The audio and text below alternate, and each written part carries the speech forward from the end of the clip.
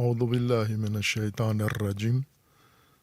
بسم اللہ الرحمن الرحیم اللہم وفقنا لما تحب وترضى واجعل عاقبۃ امورنا خیرا ولا تکلنا الی انفسنا طرفۃ عین ابدا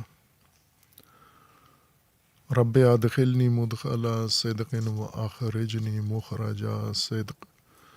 واجعل لی من لدنک سلطانا نصیرا۔ مناسبات، حالات اور واقعات میں اس ہفتے کے لیے ایک ہی موضوع ہے اور اس موضوع سے مربوط چند عناوین ہیں، اور وہ موضوع ہے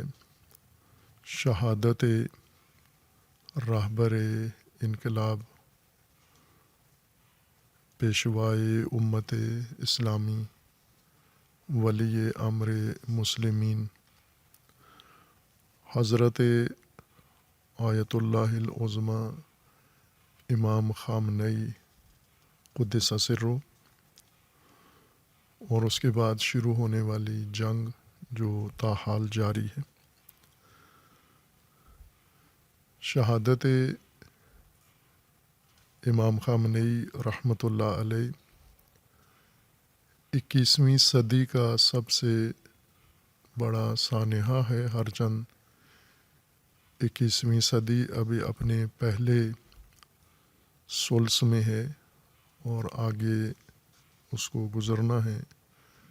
ابھی 2026 ہے اور اس میں 74 سال ابھی باقی ہیں، لیکن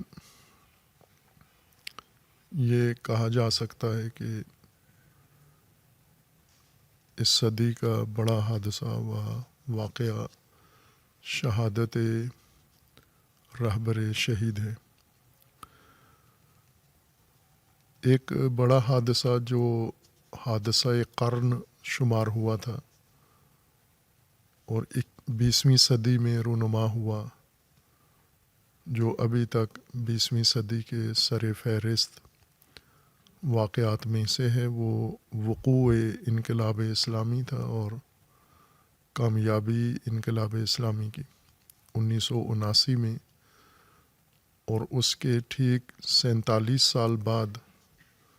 رہبر انقلاب اسلامی کی شہادت ہے۔ البتہ یہ بیچ کا عرصہ جتنا گزرا ہے،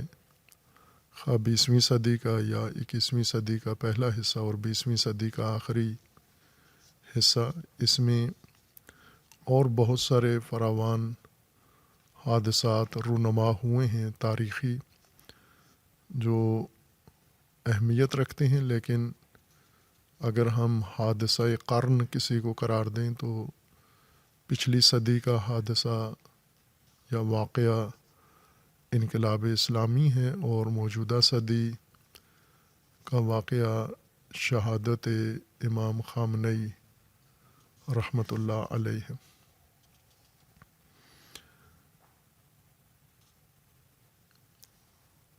اس شہادت سے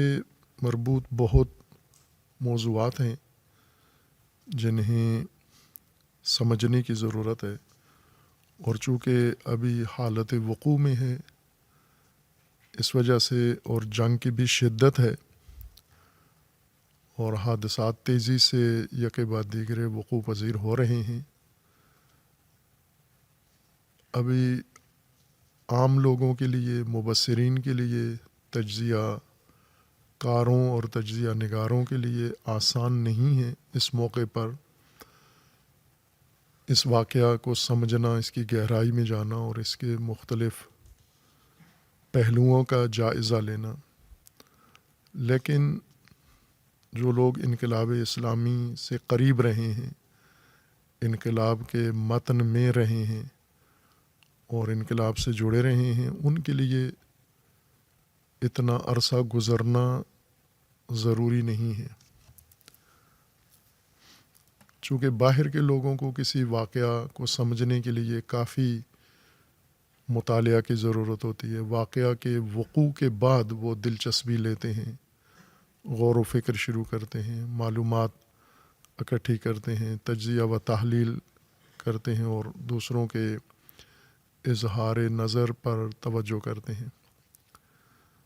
جیسے کوئی شخصیت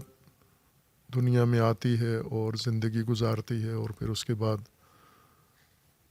جب اس کا آخری وقت آتا ہے اور وہ دنیا سے چلی جائے تو اس وقت لوگ اس سے واقف ہوتے ہیں، جب وہ دنیا سے چلا جائے، فوت ہو جائے۔ خصوصاً جب وہ حادثاتی موت اس کو آ جائے تو اس وقت دنیا زیادہ توجہ کرتی ہے، اور پھر ڈھونڈتے ہیں تاریخ پیدائش اس کی کیا ہے، کس علاقے میں اس نے جنم لیا، ان کا خاندان کیا تھا، ان کی ابتدائی زندگی کیسے گزری تھی، ان کی تعلیم کیسے ہوئی تھی،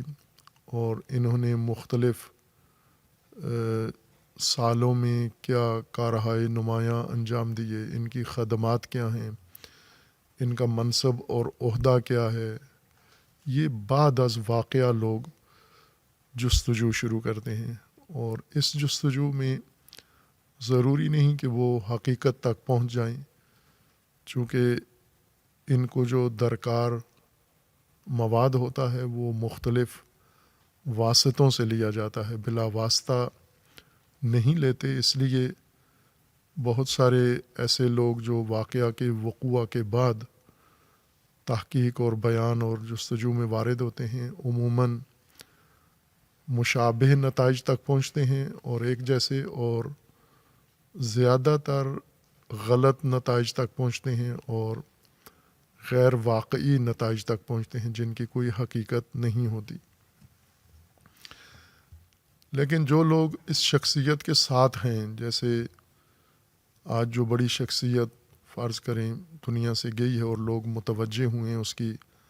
حادثاتی موت کے نتیجے میں اس کی طرف، اس کے گھر والے آج متوجہ نہیں ہوئے، چونکہ جس خاندان میں پیدا ہوا ہے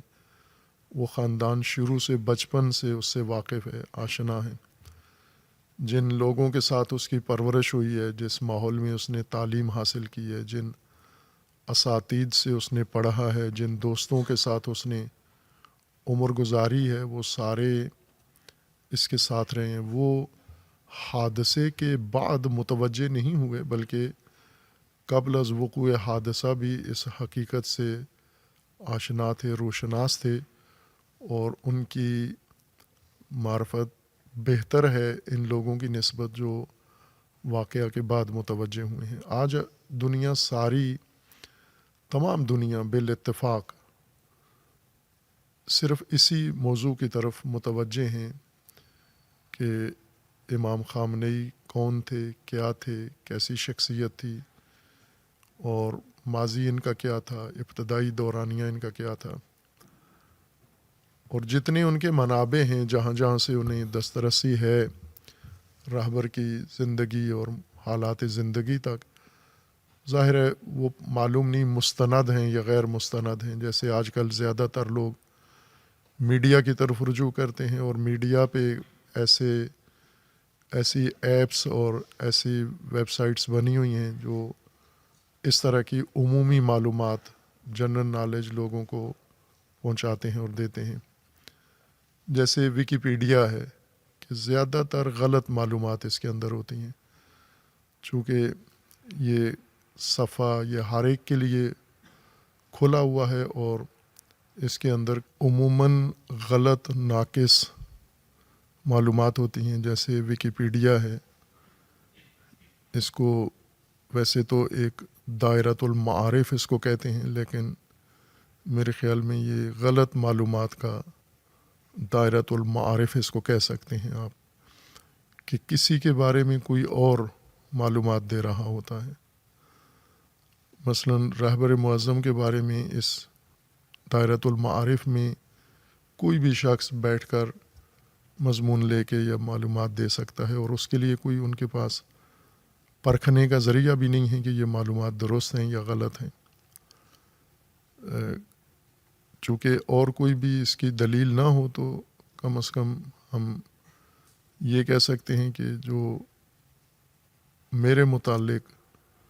ایک طالب علم کی حیثیت سے جو اس دائرۃ المعارف میں معلومات ہیں وہ تقریباً ہم کہہ سکتے ہیں کہ زیادہ تر غلط ہیں، خود ساختہ اور غیر مستند ہیں.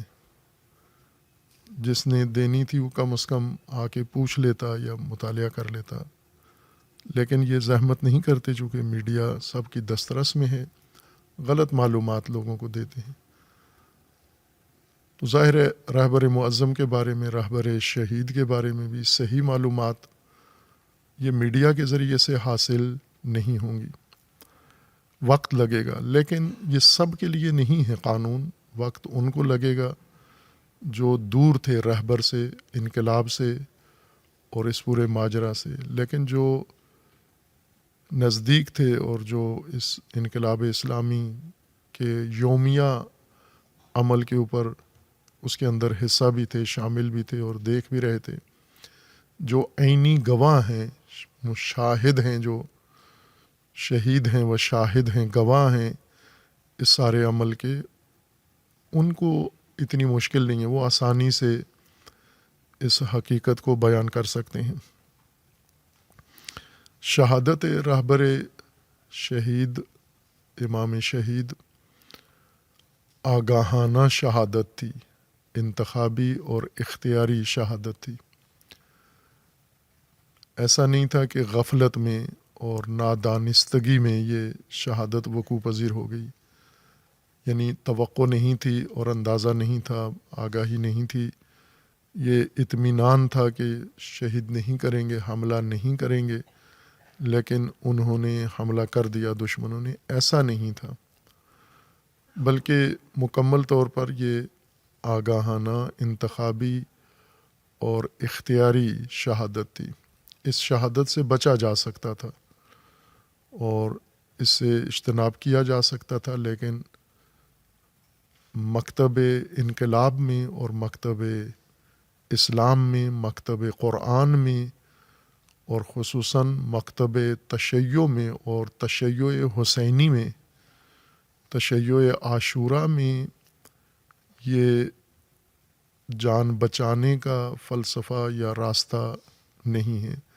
کم از کم مستحسن نہیں ہے، اچھا راستہ نہیں سمجھا جاتا.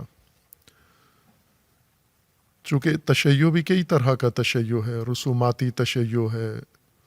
اور غالی تشیع ہے، مختلف انواع و اقسام کے تشیع ہیں، کوفی تشیع ہے اور منجمد تشیع ہے، غیر متحرک تشیع ہے. یہ تشیع کی شکلیں ہیں جو آج بھی موجود ہیں. ان سب میں شہادت اختیاری راستہ نہیں ہے، فقط حسینی تشیع میں اور عاشورائی تشیع میں شہادت اختیاری راستہ ہے، آگاہانہ اور انتخابی راستہ ہے. اس میں جب آپ کو یقین ہو کہ ہمیں مار دیا جائے گا تو بھی آپ کو اس راہ پر جانا ہے، اور آپ کو بچنے کے لیے آپ کے پاس بہت سارے راستے ہوں جان بچانے کے لیے، تو پھر بھی آپ نے ان راستوں کو اختیار نہیں کرنا، بلکہ جس راہ پہ جان دینی ہے اس راستے کو اختیار کرنا ہے. جیسا کہ سید الشہداء حضرت امام حسین علیہ الصلاۃ والسلام کی سیرت میں، عمل میں، قیام میں یہ مجسم ہے، یہ حقیقت کہ امام علیہ السلام غفلت میں شہید نہیں ہوئے. یعنی امام کو علم نہیں تھا یا امام کو توقع نہیں تھی کہ یہ اس حد تک بھی جائیں گے کہ مجھے خاندان سمیت شہید کر دیں گے، بلکہ شروع دن سے امام علیہ السلام نے جب یزید کی بیعت کا انکار کیا تو ساتھ یہ بتا دیا کہ مجھے شہید کر دیں گے. کیسے شہید کریں گے، میری شہادت کے بعد میرے ساتھ کیا سلوک کریں گے، میرے خاندان کے ساتھ کیا رویہ اختیار کریں گے، یہ امام حسین علیہ السلام نے بہت پہلے، شہادت سے کئی مہینے پہلے یہ بیان فرما دیا تھا. اور امام حسین علیہ السلام کو دوسرے لوگوں نے بھی اس طرف متوجہ کیا، خاندان کے بعض مؤثر افراد نے اور اس وقت کے مسلمان بڑی اکابر شخصیتوں نے امام حسین علیہ الصلاۃ والسلام کو اس خطرے کی طرف متوجہ کیا، ان واقعات کی طرف اور ان حادثات کی طرف متوجہ کیا، اور امام نے یہ فرمایا کہ میں بے خبر نہیں ہوں، مجھے آگاہی، اور میں جانتا ہوں کہ یہ ہوگا، جو کچھ میں نے اختیار کیا ہے، جو راستہ، جو موقف، جو قیام، اس کا انجام یہی ہے، یہ شہادت ہے، اور میں اسی کے لیے تیار ہوں، اسی کی طرف جا رہا ہوں، نہ کہ غفلت میں یا نادانستگی میں، جیسا کہ بعض لوگوں نے یہ تاثر دیا ہے کہ امام علیہ السلام نے جو کچھ اندازہ لگایا تھا وہ کچھ اور معلومات یا حقائق کی بنیاد پر تھا، لیکن جو امام کے ساتھ انجام پایا وہ اور واقعات کی بنیاد پر تھا۔ اور اسی طرح رہبر شہید نے بھی جو راستہ اختیار کیا، جو مکتب اختیار کیا، جس آئیڈیالوجی کے پیروکار بھی تھے اور جس آئیڈیالوجی کے امام و پیشوا تھے، اس مکتب میں یہ شہادت اختیاری ہے اور انتخابی ہے، جیسا قرآن کریم نے سورہ مبارکہ آل عمران میں فرمایا ہے کہ جب لوگ دین خدا کی نصرت چھوڑ دیں اور میدان تنہا ہو جائے، خالی ہو جائے، اس وقت لو کنتم فی بیوتکم لبرز الذین کتب علیہم القتل الی مضاجعہم۔ یہ قرآنی بنیاد ہے کہ جب عام لوگ یا جو لوگ ہیں دین کے میدان میں اگر یہ چھوڑ جائیں، مختلف بہانوں سے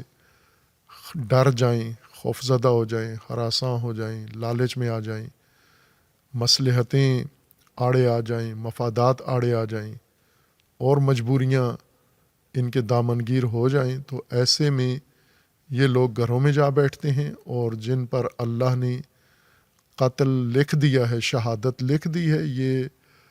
چل کر اپنے مضجع اور اپنے مقتل میں خود جاتے ہیں، یعنی آگاہانہ جاتے ہیں، انتخاب کر کے جاتے ہیں، اختیار کر کے جاتے ہیں، اور اس عظیم فیض پر و فوز پر فائز ہو جاتے ہیں۔ یہ شہادت رہبر نے اختیار کی جو صورتحال بن چکی تھی، اور جو جس مکتب کی قیادت کر رہے تھے اس مکتب کی ضرورت تھی یہ شہادت، رہبر شہید کی تشخیص کے مطابق کہ اب یہاں پر اور کوئی راستہ نہیں بچا ہے، جیسے امام حسین علیہ الصلاۃ والسلام نے انجام دیا کہ اب کوئی اور راستہ نہیں بچا ہے سوائے اس کے کہ شہادت کے ذریعے وہ سارا کچھ بچایا جائے جس کو زندہ رہ کر بچانا کوشش تھی لیکن مشکل تھا، اسے شہادت کے ذریعے سے تحفظ دیا جائے۔ اس لیے رہبر معظم نے یہ شہادت کا راستہ اختیار کیا ہے۔ ایک تو شہادت کا راستہ اختیاری ہونے کی دلیل یہ ہے کہ جو موقف اختیار کیا ہے، جو راستہ چنا ہے، وہ تمام دنیا کے مقابلے میں تھا۔ چونکہ اس وقت اسلامی ممالک بہت سارے ہیں، غیر اسلامی ممالک ہیں، ہر ملک اور ہر ملک کی سیاسی قیادت کا ایک اپنا راستہ ہے، حکمت عملی ہے ان کی، اور انہوں نے حکمت عملی اس طرح کی اپنائی ہوتی ہے کہ کسی کی مخالفت نہ ہو، کسی کے ساتھ الجھو نہ ہو، کسی کے ساتھ تصادم نہ ہو، کسی کے ساتھ مڈ بھیڑ نہ ہو، اور جہاں جھکنا پڑے جھک جائیں، جہاں ذلیل ہونا پڑے ذلیل ہو جائیں، جہاں اپنے حق سے دستبردار ہونا جائے حق سے دستبردار ہو جائیں،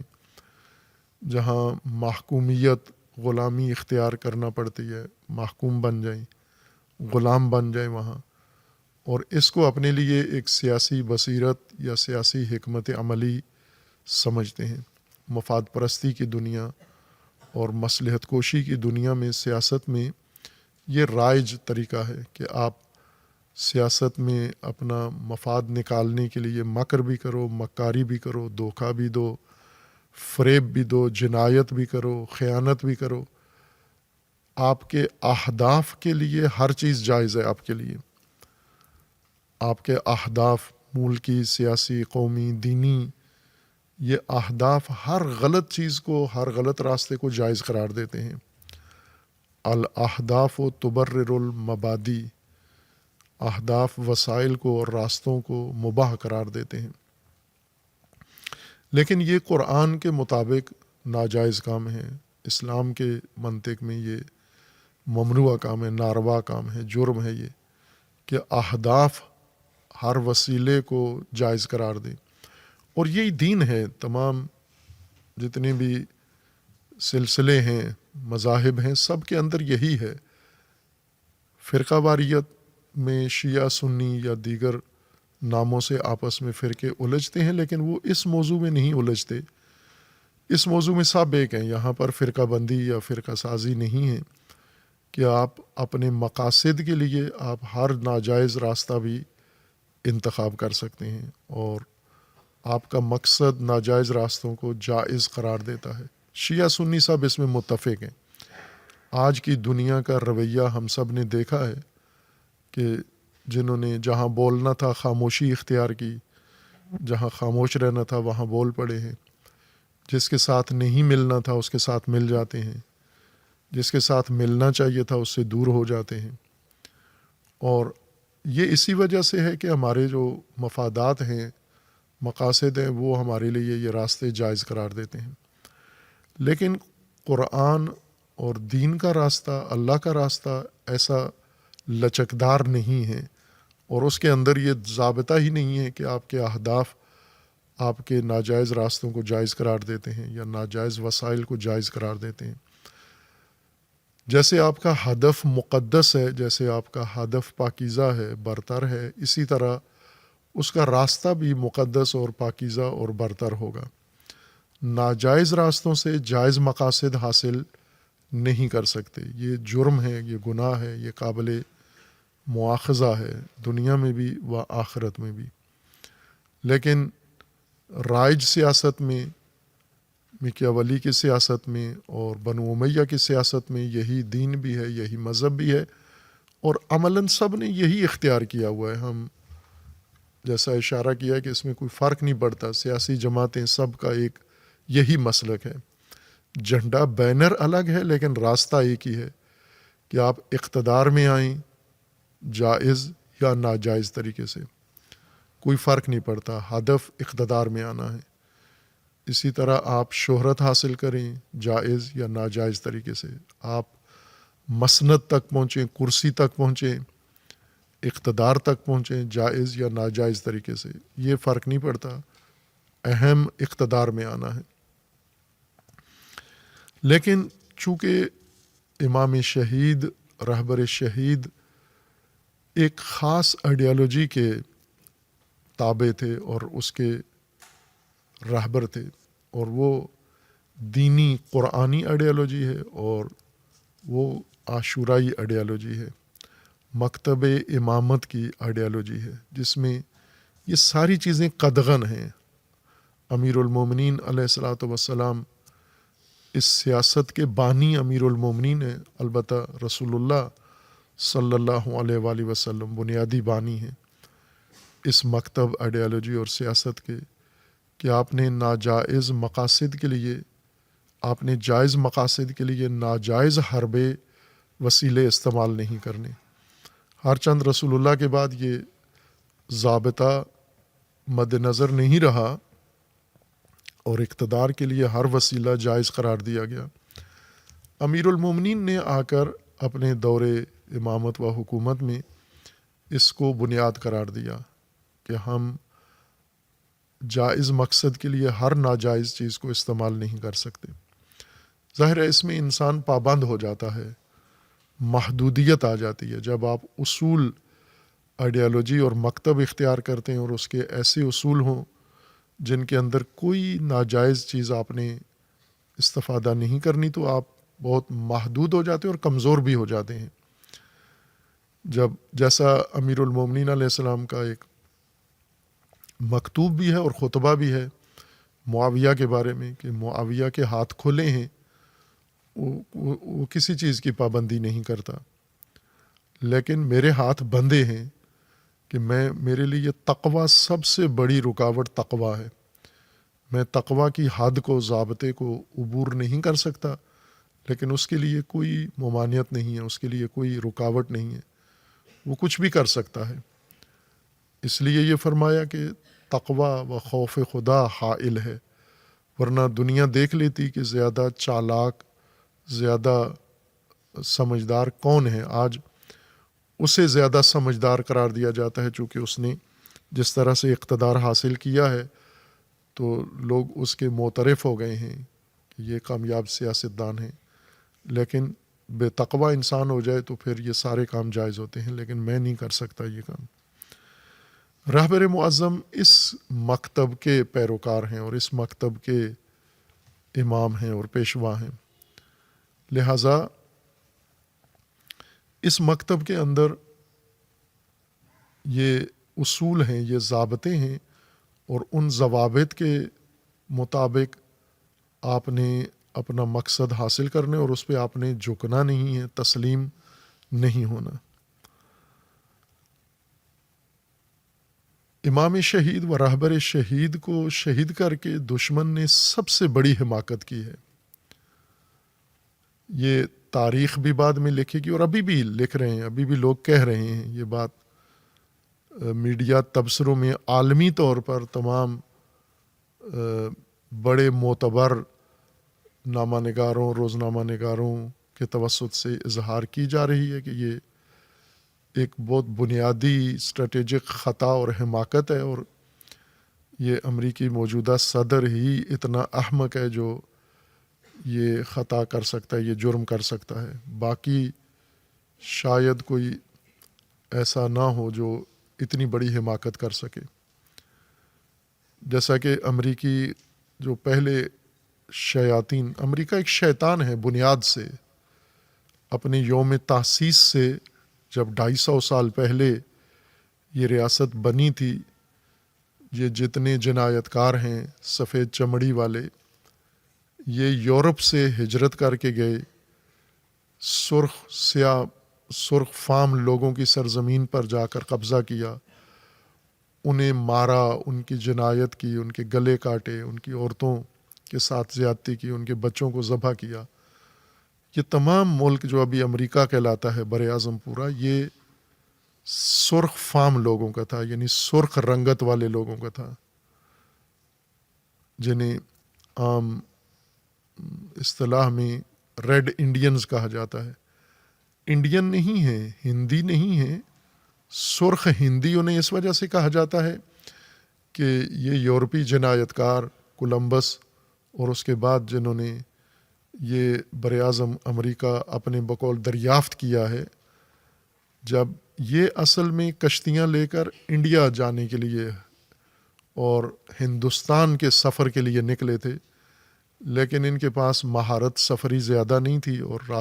سمندری راستے معلوم نہیں تھے، تو یہ اس بحر اوقیانوس میں، اٹلانٹک میں نکلے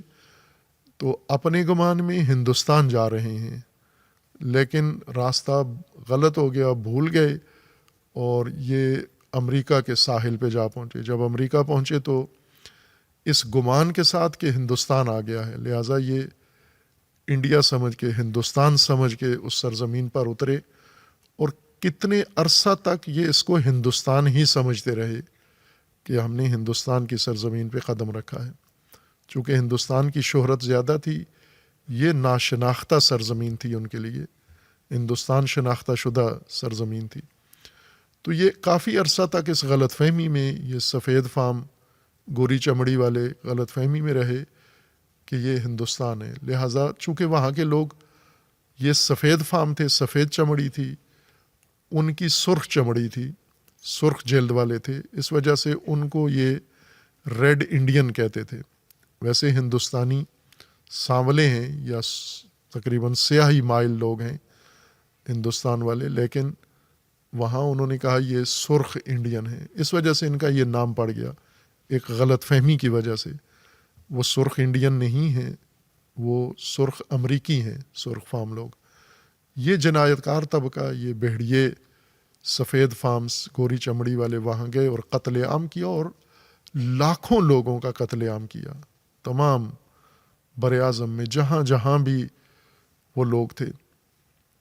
وہ اتنے متمدن نہیں تھے، وہ اتنے ترقی یافتہ نہیں تھے، ان کے وسائل نہیں تھے، بہت ابتدائی زندگی، جنگل کی زندگی گزار رہے تھے، شکار کے دور میں تھے ابھی. لیکن یہ سفید فام کافی اس لحاظ سے ترقی یافتہ تھے، تو انہوں نے اپنی مہارت کے ذریعے سے آسانی سے وہاں پر، یہ تھوڑے تھے، یعنی یہ چند ہزار گئے اور وہ کئی لاکھ تھے، لیکن انہوں نے وہاں پر اپنی مہارت اور اپنے ہتھیاروں کا سہارا لے کر ان کا قتل عام کیا اور اس طرح ان کی سرزمین پہ قبضہ کر لیا. اور اس قبضے کے بعد آج 250 سال بعد جو انہوں نے کچھ عرصہ پہلے، کچھ ماہ پہلے 250 سالہ جشن منایا ہے امریکی فوج یا امریکی ریاست بننے کا، اتنی ہی عمر ہے اس جنایت کار ریاست کی. اور جتنے بھی، چونکہ بنیاد ہی ظلم و ستم پر تھی، قتل عام پر تھی، مقامی لوگوں کو، سرخ فام کو قتل عام کر کے سفید فام وہاں مسلط ہوئے، تو یہ ایک شیطانی ریاست تھی جو شیطانی چالوں سے اور ہیلوں سے قائم ہوئی ہے. پھر تاریخ کے کسی دور میں اس نے شیطانی راستہ نہیں چھوڑا، شیطانی ہدف نہیں چھوڑا، اور آج یہ شیطنت کے راستے میں یہاں پہنچے ہیں. لیکن جتنے بھی جنایت کار گزرے ہیں پہلے، جنہوں نے امریکہ پہ قبضہ کیا ہے، پھر امریکہ پہ قبضہ کر کے باقی دنیا پہ قبضہ کیا ہے، اور باقی دنیا پہ ظلم و ستم اس گزشتہ 250 سال میں انہوں نے کیا ہے، خصوصاً گزشتہ 100 سال میں جو انتہا کی ہے انہوں نے ظلم کی. تو یہ ایک شیطانی ملک تھا، لیکن انہوں نے باقاعدہ ایک حکمت عملی کے تحت یہ کام کیا. شیطانی آئیڈیالوجی یا شیطانی اسٹریٹجی اور شیطانی حکمت عملی کے تحت کام کیا ہے. یہ پہلا احمق ان کا شیطان آیا ہے جو اس پرانی شیطانی حکمت عملی سے ہٹ کر اقدام کر رہا ہے، اور خصوصاً اس جنایت میں جو اس نے انجام دی ہے رہبر معظم کی شہادت میں. جو بڑی حماقت انہوں نے انجام دی ہے وہ یہ کہ یہ چاہتے تھے، بنیادی ہدف ان کا جو بعد میں تفصیل سے بیان کروں گا، اصل ہدف ان کا اس جنگ میں راہبر کو شہید کرنا نہیں تھا، بلکہ انقلاب کا خاتمہ تھا، جو انہوں نے کھل کے اپنا ہدف بیان کیا ہے. رجیم چینج کے نام سے اپنی اصطلاح، اس عنوان کے تحت انہوں نے اپنا ہدف بیان کیا ہے کہ ایران کے اندر جو رجیم نظام کو کہتے ہیں، حکومت کو، وہ حکومت جو ایک خطے کے اوپر قائم ہو جائے ایک آئیڈیالوجی کے ساتھ، تو سیاست کی اصطلاح میں اس کو رجیم کہا جاتا ہے. مثلا اس وقت پاکستان میں جو تفکر کار فرما ہے تو یہ پاکستانی رجیم کہلائے گا. یہ عربی لفظ نہیں ہے، انگلش لفظ ہے. یہ رجیم عربی والا نہیں ہے، شیطان رجیم، یہ انگلش کا لفظ ہے. جس طرح اسرائیل میں ایک رجیم حاکم ہے اس وقت، ایک نظریہ، یا ہندوستان کے اندر ایک رجیم اس وقت، ایک تفکر، ایک نظریہ حاکم ہے، یا ایک نظریے کی بنیاد پر قائم حکومت ہے وہاں پر، اس کو اصطلاح میں رجیم کہتے ہیں. یہ رجیم جیم کے ساتھ نہیں لکھا جاتا، رے کے ساتھ لکھا جاتا ہے، جس کے اوپر 3 نقطے ہیں، یہ رجیم لکھا جاتا ہے اس کو. انہوں نے اس کو رجیم چینج کا نام دیا ہے، یعنی جو نظام انقلاب کے نتیجے میں قائم ہوا ہے، نظام اسلامی، نظام ولایت فقیہ اور نظام امامت، اس کو ختم کرنا ہے. البتہ یہ پہلی دفعہ یہ ہدف نہیں ہے، شروع دن سے، انقلاب کے آغاز سے انہوں نے یہ ہدف رکھا تھا کہ ہم نے اس انقلاب کو آگے بڑھنے نہیں دینا. پہلے سال ہی انہوں نے کوشش شروع کر دی کہ پہلے سال کے اندر ہی انقلاب ختم ہو جائے. دوسرے سال میں داخل نہ ہو، اور مؤثر اقدام کیے لیکن ناکام رہے. پھر انہوں نے کوشش یہ کی کہ ایران انقلاب تیسرے سال تک نہ پہنچے، اور اسی طرح ہر سال انہوں نے ایسے منصوبے بنائے کہ یہ انقلاب ختم ہو جائے، ہر حربہ استعمال کیا. اب بھی یہی ہدف رکھا تھا کہ ہم نے اس انقلاب کو ختم کرنا ہے. یہ نظریہ امامت کا، ولایت فقیہ کا اور تشیع کے مطابق جو نظام اسلامی ہے اس کو ہم نے ختم کرنا ہے، اور ان کی تشخیص کے مطابق کہ اس نظام میں جو مرکزی حیثیت ہے جس کے ہٹانے سے، جس ستون کے ہٹانے سے یہ نظام خود ہی ختم ہو جائے گا، وہ ولی فقیہ ہے، راہبر ہے۔ چونکہ راہبر مرکزی ستون ہے، اگر راہبر کو شہید کر دیں تو باقی نظام پہلے ہی کمزور ہو چکا ہے اور عوام اس نظام سے پہلے ہی دور ہو چکے ہیں، اور راہبر نے اس کو قائم رکھا ہوا ہے اپنے اختیارات اور طاقت کے ذریعے۔ راہبر کو ہٹا دیں تو نظام خود ہی ختم ہو جائے گا۔ یہ ان کی حماقت تھی، یہ سوچ اتنی سطحی سوچ تھی ان کی اور غیر واقعی کہ نصف صدی کی دشمنی ہے تمہاری، اور جس کے ساتھ دشمن ہو تمہیں اتنا نہیں اندازہ کہ وہ نظام کیا ہے، کتنا مضبوط ہے، کمزور ہے، پائیدار ہے، اس کا مرکزی رکن کیا ہے، باقی اس کے کیا ہیں۔ یہ ان کی حماقت محض ہے۔ اگر وہ یہ کام کرتے جس طرح سے آج بعض تحلیل گروں نے یہ کام کیا ہے، بتایا ہے کہ ان کی حماقت اس سے ظاہر ہوتی ہے کہ اگر یہ راہبر کو تنہا کرتے، یعنی راہبر کے دست و بازو کاٹ دیتے، یہ راہبر کے حامیوں کو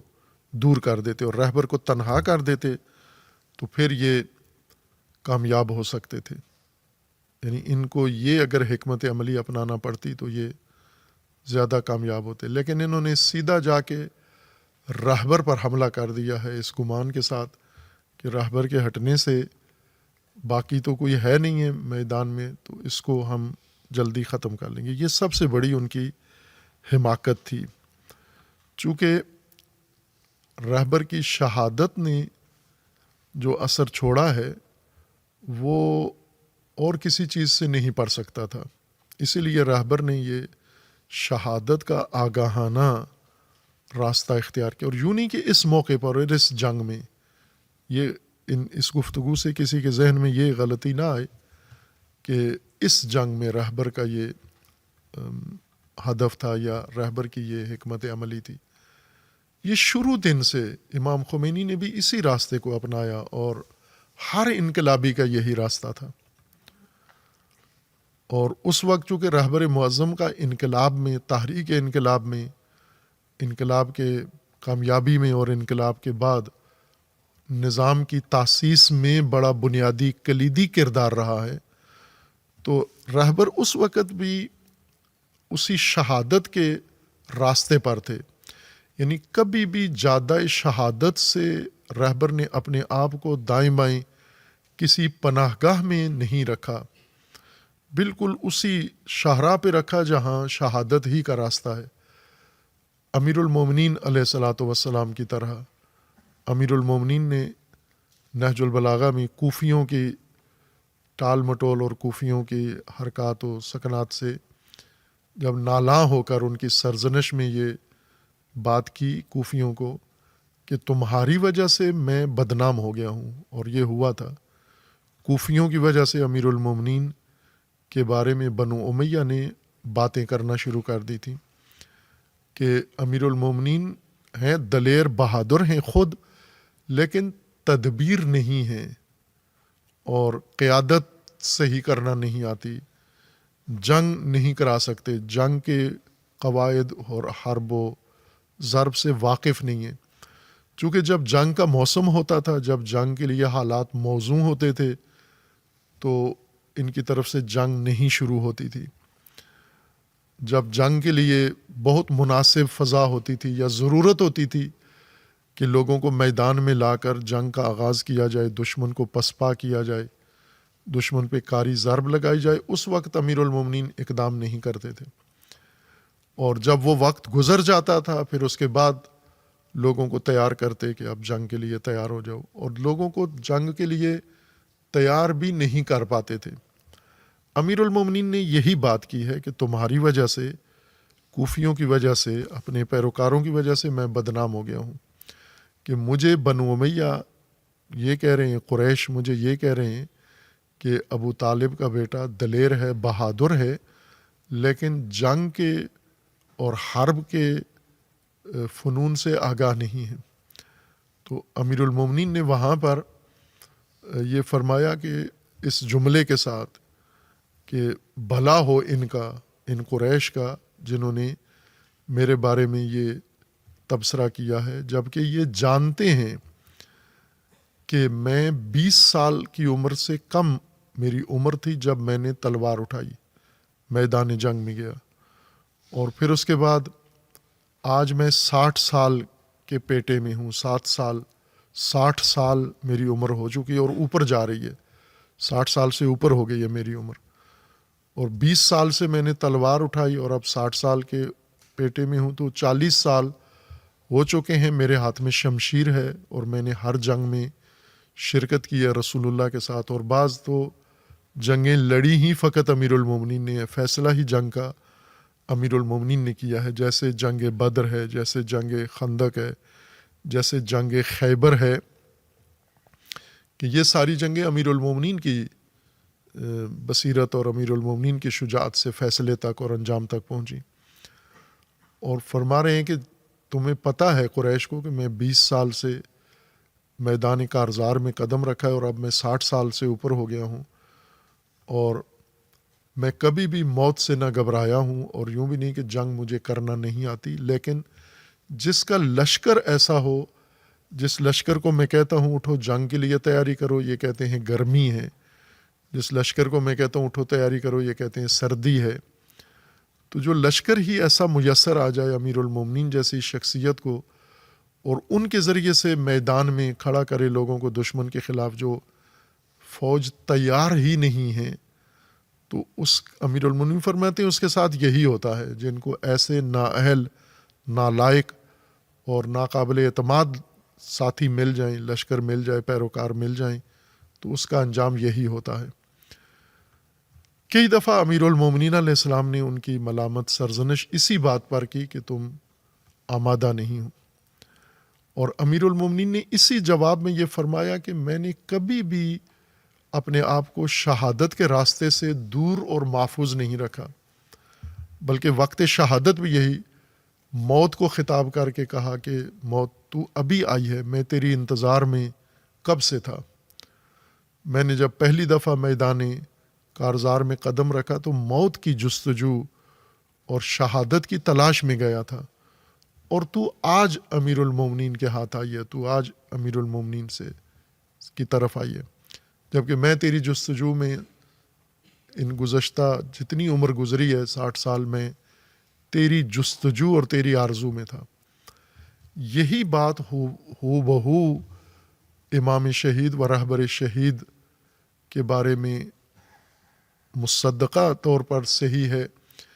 کہ رہبر شہید شروع یعنی جوانی سے، آغاز جوانی سے، جب سے امام نے تحریک شروع کی انقلابی، اس دن سے اپنے آپ کو راہ شہادت اور جادہ شہادت پہ لا کھڑا کیا، اور اسی پہ رہے، ساری عمر اسی پہ گزاری۔ انقلاب سے پہلے بھی شہادت کے راستے پر کھڑے تھے، اور انقلاب کے دوران بھی، اور انقلاب کے بعد تو بہت نمایاں ہو کر،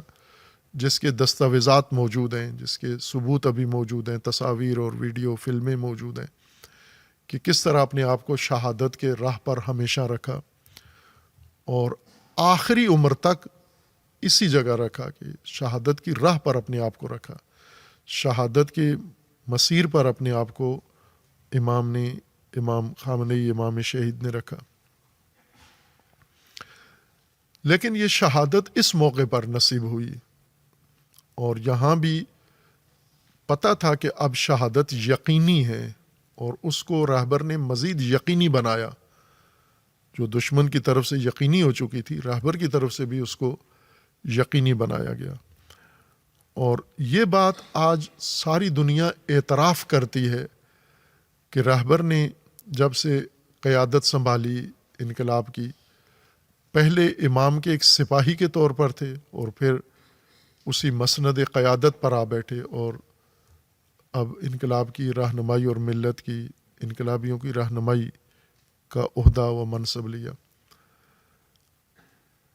اس دوران کسی جگہ بھی رہبر معظم نے کوتاہی نہیں کی اپنے فرائض میں بحیثیت سپاہی، بحیثیت نمائندہ اور بحیثیت قائد مختلف پوزیشنوں پہ رہے ہیں، اور یہ خود ایک بڑی خصوصیت تھی، اور امام نے خود ان کو بدل بدل کے مختلف پوزیشنوں پہ رکھا رہبر معظم کو، جیسے ایک تدبیر کے تحت ان کی تیاری کروا رہے ہوں۔ دفاعی امور میں رکھا، سیاسی امور میں رکھا، پارلیمانی امور میں رکھا، صدارتی منصب پہ رکھا، مشاورتی منصب پہ رکھا، اور بسیجی کمانڈر کی حیثیت سے ان کو رکھا۔ یہ ساری حیثیتیں رہبر نے سال ہا سال ان حیثیتوں سے رہنمائی کی، اور کہیں بھی کوتاہی نہیں کی، ذرا برابر اپنے فریضے میں کوتاہی نہیں کی، ذرا برابر بھی۔ جو لوگ قریب سے رہبر شناس ہیں انہیں پتہ ہے کہ یہ مبالغے نہیں ہیں، یوں نہیں کہ شہادت کے بعد اب ہم ایسی عقیدت کی وجہ سے یہ باتیں کر رہے ہیں۔ ایک طالب علم کی حیثیت سے اللہ تبارک و تعالیٰ نے توفیق دی، طالب علمی کی انقلاب کے وقوع کے وقت، جب فروری 1979 میں انقلاب کامیاب ہوا، اور مئی 1979 میں اللہ نے مجھے شرف طالب علمی عطا کیا۔ فروری میں انقلاب کامیاب ہوا، اور مئی میں طالب علمی کی قسوت میں اور لباس طالب علمی میں آ گئے۔ پاکستان کے اندر طالب علمی تھی، اور لیکن انقلاب کی لہر، انقلاب کی جو موج تھی وہ اتنی مضبوط تھی کہ اس نے ہر چند پاکستان میں اس وقت کوئی شعوری طور پر انقلاب کے لیے کام نہیں ہو رہا تھا، جذباتیت تھی، حمایت تھی، اور لوگوں کا رجحان تھا سارے پاکستان کے، جیسے آج پورا پاکستان شہادت سے متاثر ہو کر ایران کے ساتھ ہے، اس وقت بھی ایسا ہی تھا۔ اس وقت انقلاب سے متاثر ہو کر سارا پاکستان، شیعہ سنی تمام طبقات، اس طرف ان کا رجحان تھا۔ اور اس وقت سے پھر اللہ تبارک و تعالیٰ نے توفیق دی چند سال کے بعد قوم مقدسہ میں شرف یاب ہونے کی، لیکن شروع دن سے ہی اس طالب علمی میں انقلاب ہی کھینچ کے لایا، اور انقلاب کی کشش، مقناطیسیت اتنی شدید تھی کہ اس ذرے کو کبھی بھی دور انقلاب سے نہیں رہنے دیا، بہت کھینچ کے قریب کیا انقلاب کے۔ اور قوم مقدسہ میں بھی ہمیں توفیق تھی، ساتھ ساتھ اپنا روایتی نصاب بھی پڑھ رہے تھے دینی، جو سارے طالب علم پڑھتے تھے، لیکن یہ بات مجھے بعض پاکستان کے علماء نے بھی سمجھائی تھی، جیسے مرحوم شیخ نوروز صاحب رحمۃ اللہ علیہ، انہوں نے اپنے شاگردوں کے ذریعے سے جب آشنائی پیدا کی تو ایک دن قم میں میرے گھر میں آئے، وہ بغیر اطلاع کے آگے دروازے پہ دستک ہوئی، اور وقت بھی ظاہراً مناسب نہیں تھا اس وقت، شاید آرام کا وقت تھا، اور دستک ہوئی، میں گیا دروازہ کھولا تو آگے شیخ صاحب کھڑے ہوئے تھے اور کہنے لگے مجھے آپ سے ملنا ہے۔ میں اندر لے گیا، ان کو مختصر بیٹھے اور کہنے لگے کہ مجھے پتہ ہے آپ کے بارے میں نے پوری معلومات لی ہیں، میرے شاگردوں نے، میرے دوستوں نے بتایا ہے۔ 2 طالب علموں کا نام لیا، ایک میرا اور ایک اپنے شاگرد کا، کہ اس وقت یہ آپ 2 ہی ہیں جن سے امید رکھی جا سکتی ہے، لیکن کہا میں اس لیے آیا ہوں آپ کو سمجھانے کے لیے کہ آپ اپنا وقت بہت ضائع کرتے ہو، آپ انقلابی ہو اور پڑھائی سے زیادہ انقلاب پہ دھیان دیتے ہو، آپ تو یہ چھوڑو آپ، اور جو انقلاب کا وقت ہے یہ بھی پڑھائی کو دو اپنی۔ یعنی ان کے الفاظ میں بیان کر رہا ہوں، خود نمائی نہیں کر رہا۔ یہ گواہی ہے ایک طرح کی کہ ایک شفیق عالم تھے جو جن کا یہ نصیحت تھی، اور یہ صرف ایک نہیں، اس طرح کے بہت سارے اساتید، بزرگان، دوست، احباب تھے جن کا یہ تقاضا ہوتا تھا کہ آپ انقلاب میں اتنے انوالو نہ ہوں آپ۔ بلکہ ایک دفعہ خود ایک ایرانی انقلابی مسئول نے یہ کہا تھا کہ آپ پاکستان کے مسائل پہ توجہ کرو، انقلاب سو اتنا آپ سے مربوط نہیں ہے انقلاب اتنا. یہ باقاعدہ جامعۃ المصطفیٰ کے ایک بڑے سینئر اس وقت کے ہیڈ نے یہ پیغام مجھے بھیجا کہ کہو انقلاب کا پیچھا چھوڑ دو، آپ پاکستانیوں سے انقلاب کا کوئی تعلق نہیں ہے. خوب یہ یوں نہیں کہ میری کوئی خصوصیت تھی یا بصیرت تھی، یہ انقلاب نے کھینچا ہوا تھا. وہ مقناطیسیت اتنی شدید تھی کہ کسی مسئلے سے لا تعلق نہیں رہے. ایک انقلابی حوزے میں یا ایک انقلابی ماحول میں جا کر انقلاب سے پورے طور پر آگاہی پیدا کی، طالب علمانہ انداز میں البتہ. اس لیے یوں نہیں کہ رہبر معظم کے بارے میں کتابیں پڑھ کے یا میڈیا پڑھ کے یا کسی کے تبصرے سن کر اندازہ ہے ہمیں کہ یہ کیا شخصیت تھی. یہ وہ شخصیت تھی جنہیں ہم نے آنکھوں سے دیکھا، انہیں میدان میں دیکھا، ان کے مختلف کارکردگی دیکھی ہر جگہ. رہبر معظم کی تمام کوششیں اور جو کاوشیں تھیں وہ منظر عام پر تھیں، اور ہم اس کے شاہد تھے، گواہ تھے، دیکھتے رہے. اور تماشا گر کے طور پر نہیں دیکھا، طالب علم کے طور پر دیکھا. جیسے ایک مطالعہ جس طرح کرتا ہے کہ یہ کیا شخصیات ہیں. اس لیے یہ جو عرائض آپ کی خدمت میں پیش کی جا رہی ہیں یہ سنی سنائی باتوں کے اوپر نہیں ہیں، یہ خود جو کچھ مشاہدہ کیا ہے، نزدیک سے دیکھا ہے، اس کو عرض کر رہا ہوں. راہبر نے کسی مرحلے میں کوتاہی نہیں کی، ذرا برابر. بہت ساروں نے کی، یہ بھی ہمیں پتہ ہے کہ بہت سارے انقلابی شخصیات جنہوں نے کوتاہی کی، سستی کی، لاپرواہی کی، ان کے بھی ہم گواہ ہیں. پتہ ہے ہمیں کس کس نے لاپرواہی کی. ایک طالب علم کی حد تک، اب ہم سے زیادہ آگاہی ان لوگوں کو ہے جو ان کے ساتھ تھے یا ان کے رابطے میں تھے. ہم تو دور سے ایک طالب علم کی حیثیت سے، مطالعہ انقلاب کا کرنے کی حیثیت سے یہ آگاہی تھی کہ بہت ساروں نے کوتاہی کی، بڑے بڑے منصب پر بیٹھ کر کوتاہی کی، بڑی بڑے عہدوں پر بیٹھ کر کوتاہی کی، سستی کی. بلکہ ایک موقع پر امام نے بڑے بڑے کئی لوگوں کو بہت سخت حکم دیا کہ ان سب کو کوتاہی، انقلاب کے حق میں کوتاہی کرنے کے جرم میں سزائے موت سنائی جائے. رفسنجانی صاحب نے اپنے ڈائری میں جو واقعات خاطرات کے نام سے چھپی ہو، یہ اس میں لکھا ہے کہ امام نے فلاں فلاں کے بارے میں مجھے کہہ دیا تھا کہ انہوں نے مجرمانہ غفلت برتی ہے اور اس پر انہیں سزا دی جائے اور سزائے موت دی جائے. تو رفسنجانی صاحب خود کہتے ہیں کہ میں نے وساطت کی، شفاعت کی کہ غلطی ہو گئی ہے ان سے اور غفلت، اور انہیں معاف کر دیا جائے، چھوڑ دیا جائے. اور امام نے معاف تو نہیں کیا لیکن پھر عمل درآمد پر اصرار بھی نہیں کیا. رفسنجانی صاحب کے بقول کہ میں نے بچایا ان بڑے لوگوں کو. غفلت کی، شدید غفلت کی، لیکن ہمیں راہبر معظم کی پوری حیات میں کسی جگہ غفلت یا لاپرواہی یا سستی نظر نہیں آتی. ایک بڑے فصیح خطیب تھے، بہت توانا خطیب. رہبر کو جو ملکہ حاصل تھا خطابت پر، جوہر خطابت عالی ترین سطح پر تھا، اور رہبر کے پائے کا باقی نہیں تھے خطبہ جن کے اندر اتنا ملکہ ہو. فارسی میں بھی اور عربی میں بھی خطابت کا جوہر کمال تھا رہبر کے اندر. اور دوسری طرف سے سیاسی بصیرت بہت اعلیٰ درجے کی تھی، تجزیہ تحلیل مسائل کا بہت اعلیٰ درجے پر کرتے تھے. لہٰذا کسی جگہ بھی رہبر نے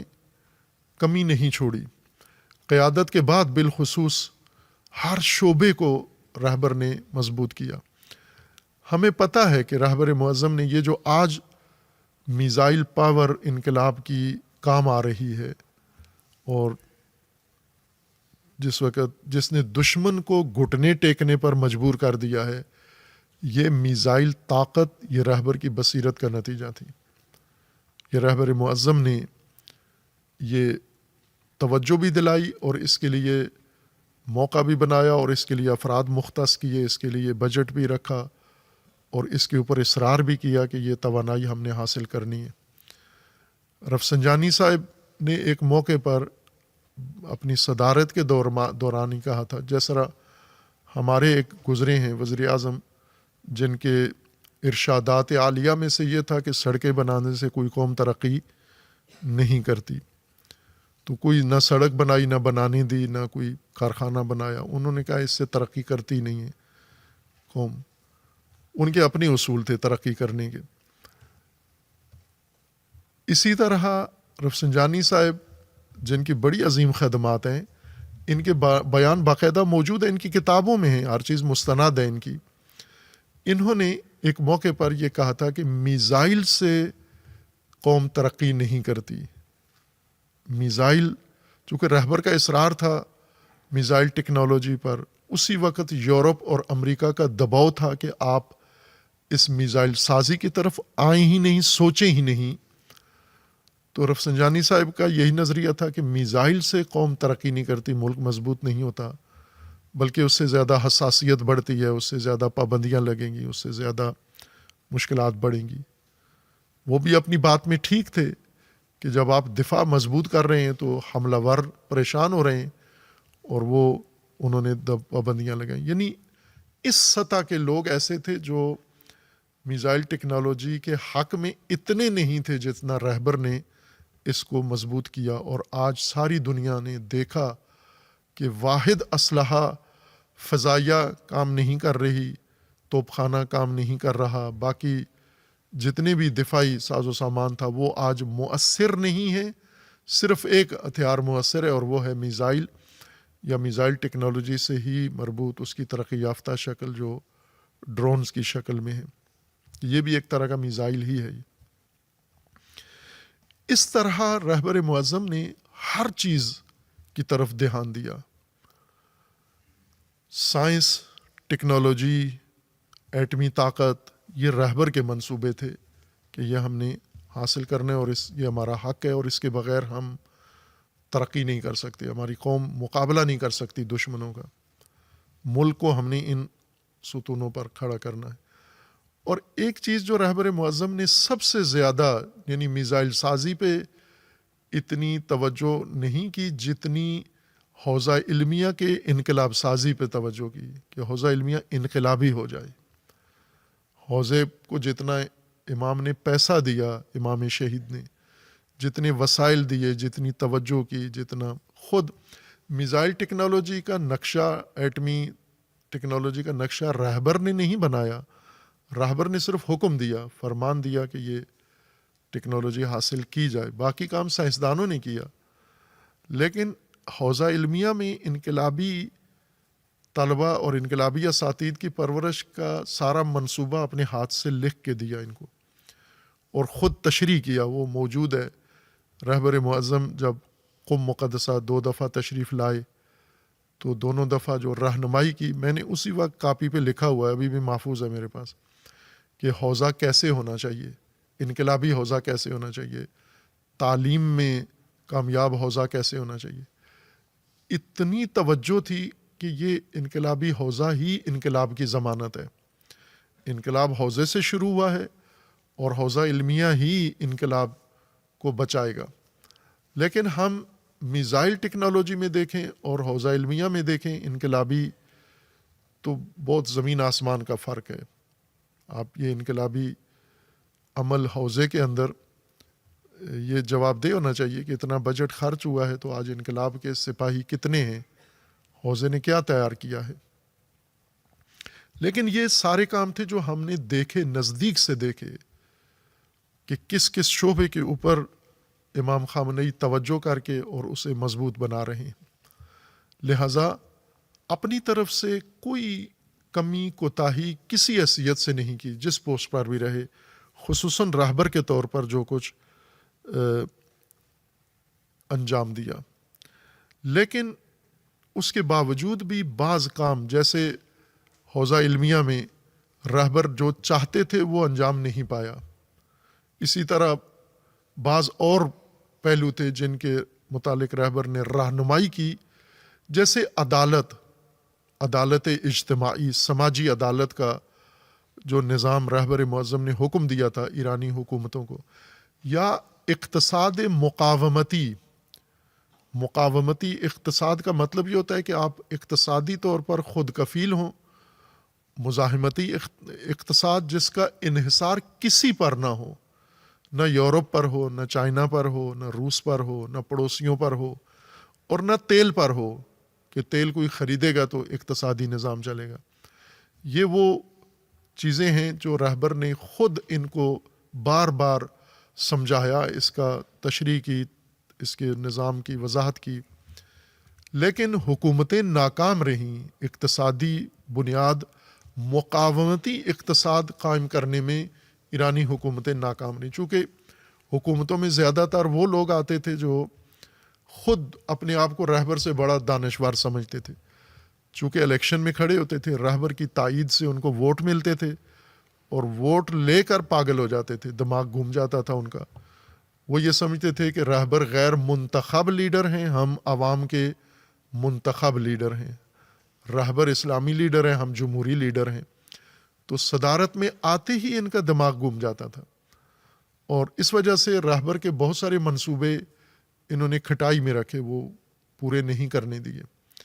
لیکن جو شعبے رہبر کے اپنے کنٹرول میں تھے، جیسے دفاع،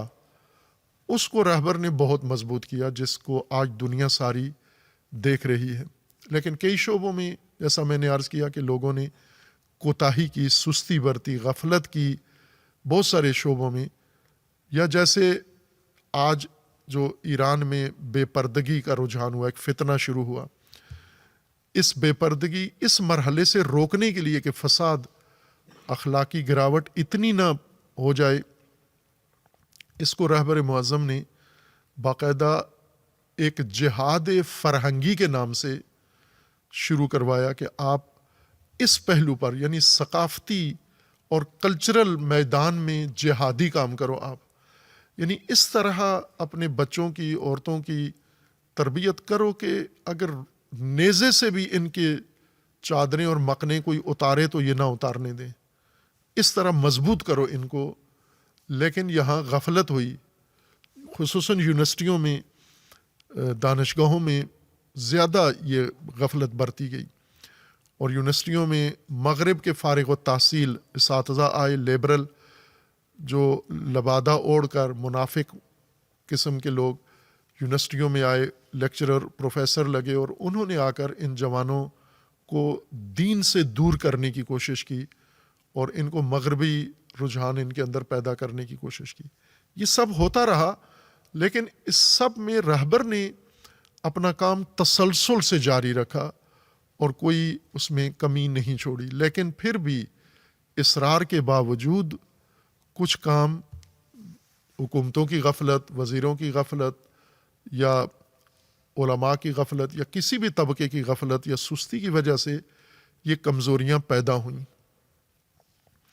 اب ظاہر ہے کہ رہبر اصرار تو کرتے رہے، بحیثیت قائد 40 سال رہنمائی، یہ ایک تاریخ ہے۔ ابھی بھی وہ آثار الحمدللہ رہبر کے دفتر نے، اور خصوصاً تدوین آثار، شعبہ تدوین آثار نے واقعاً کمال کیا ہے۔ اب مجھے نہیں پتہ اس حملے میں وہ نظام کتنا متاثر ہوا ہے، چونکہ زیادہ تر کمپیوٹرائز اور ڈیجیٹلائز تھا، آیا اسی کمپاؤنڈ میں تھا جس پہ حملہ ہوا ہے یا محفوظ ہے ابھی تک؟ بہرکیف بہت غیر معمولی کام کیا ہے رہبر کے آثار، رہبر کے افکار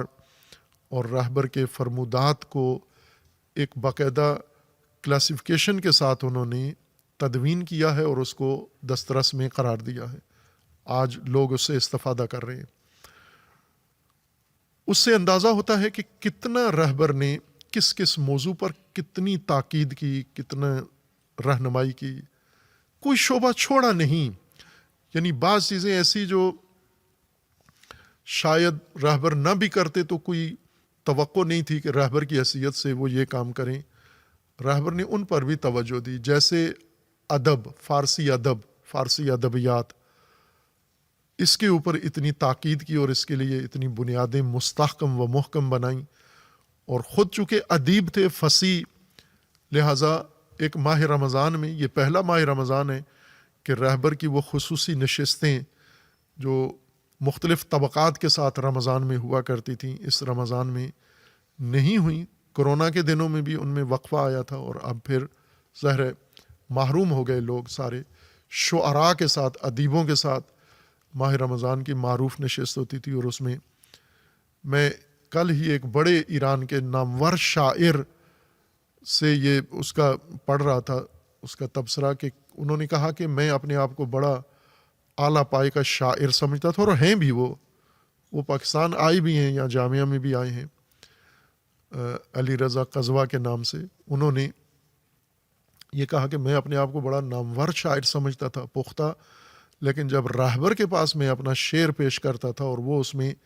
نشاندہی کرتے تھے سکم و کمی اور ضعف،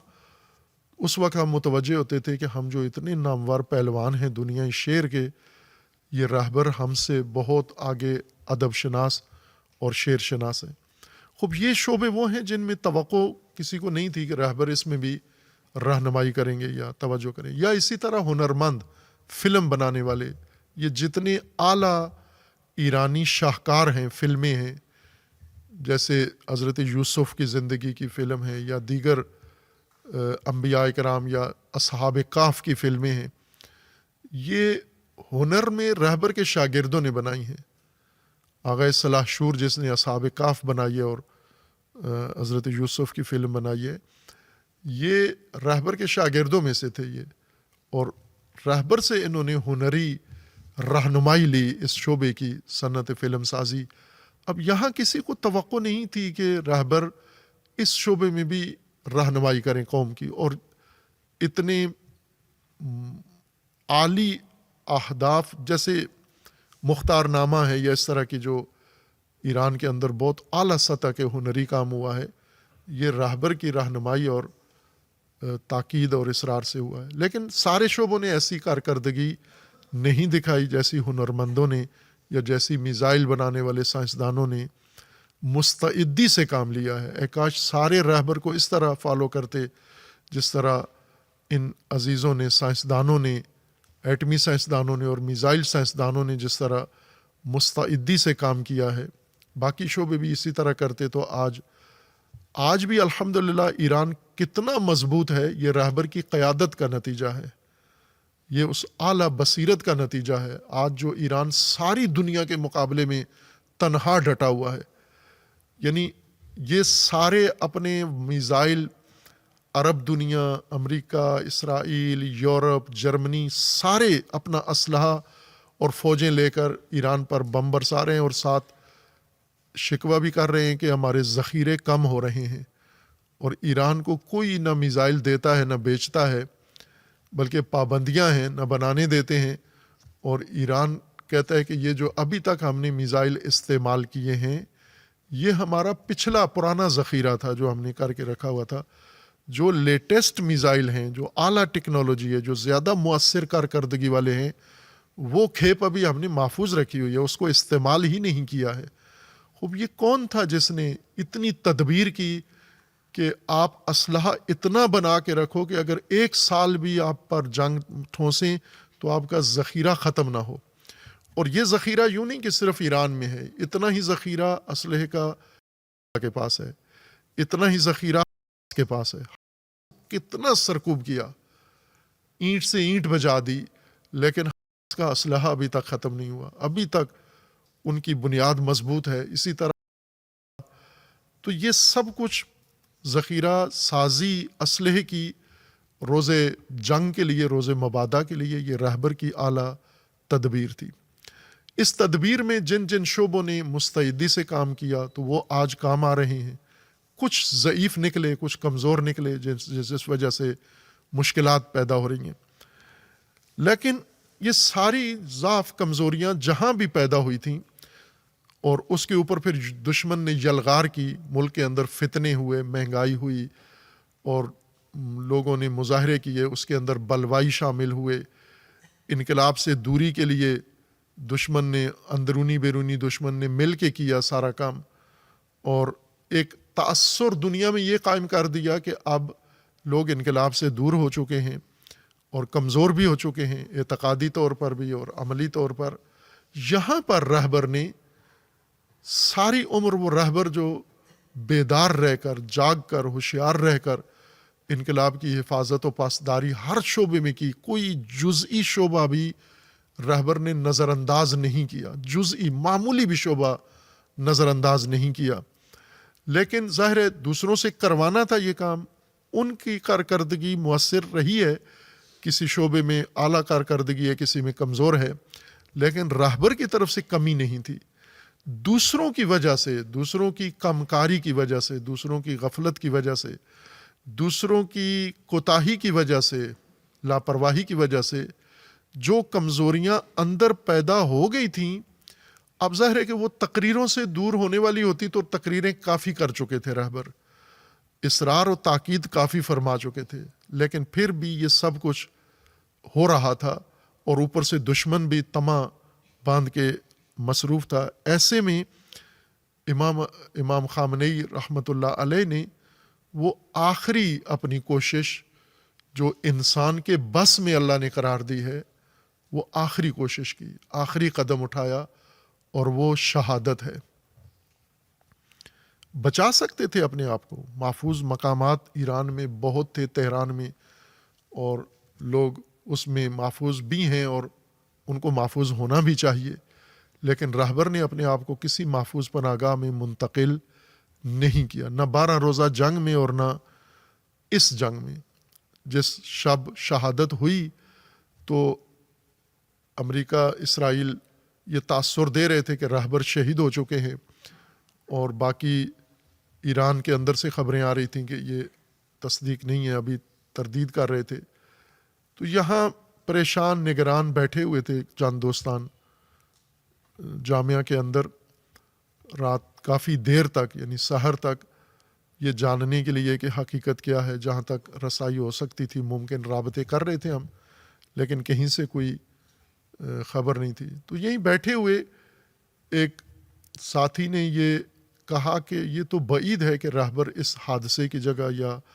بمباری کی جگہ پر ہوں، انہیں تو محفوظ جگہ پر ہی رکھا گیا ہوگا، چونکہ یہ خطرہ، تھریٹ یقینی تھا، تو یقینی جگہ پر تو نہیں ہونا چاہیے رہبر کو۔ تو میں نے ان سے وہاں اس وقت کہا کہ جو میری شناخت ہے رہبر کے بارے میں، پہچان ہے، جو میں رہبر کے روحیہ اور مزاج اور رہبر کے سوچ اور انداز سے اور شخصیت سے واقفیت رکھتا ہوں، میرا دل یہ کہتا ہے کہ یہ وہیں ہوں گے، اسی جگہ ہوں گے، یہ نہیں گئے ہوں گے کسی جگہ بھی۔ اس صورتحال میں جو رہبر میں جانتا ہوں وہ نہیں گئے ہوں گے، وہ وہیں پر ہوں گے۔ اس لیے یہ جو کہا جا رہا ہے کہ شہادت ہو گئی ہے، مجھے لگتا ہے کہ صحیح ہے یہ بات، چونکہ رہبر بعید ہے، باقی لوگ شاید نہ ہوں وہاں پر، لیکن رہبر نہیں کہیں گئے ہوں گے۔ خوب اس لیے کہ ہماری پہچان تھی کہ رہبر کیا ہستی ہیں، کیا شخصیت ہیں، اس لیے رہبر نے یہ راستہ انتخاب کیا شہادت کا، اور جتنی کمزوریاں، کوتاہیاں دوسروں کی وجہ سے رہ گئی تھیں، شہادت کے ذریعے سے امام نے وہ سارا راہ مکمل کر دیا، سب تلافی کر دی، جبران کر دیا۔ اور وہ ایرانی جو جنہیں تاثر دیا جا رہا تھا کہ انقلاب سے تھک چکے ہیں، جنگ سے تھک چکے ہیں، ایک تاثر جو بعض حکمران، صدر روحانی اور اس کے دار و دستہ جواد ظریف وغیرہ، کہ ایرانی قوم اب کسی جنگ کے قابل نہیں ہے، جنگ ایرانی سوچ بھی نہیں سکتے اور جنگ کے متحمل نہیں ہو سکتے، ایک جنگ کافی ہے، اب کوئی ایرانی کسی جنگ کی طرف نہیں جائے۔ یہ ان کے تاثرات تھے جو ملک کے اندر انہوں نے قائم کیے تھے،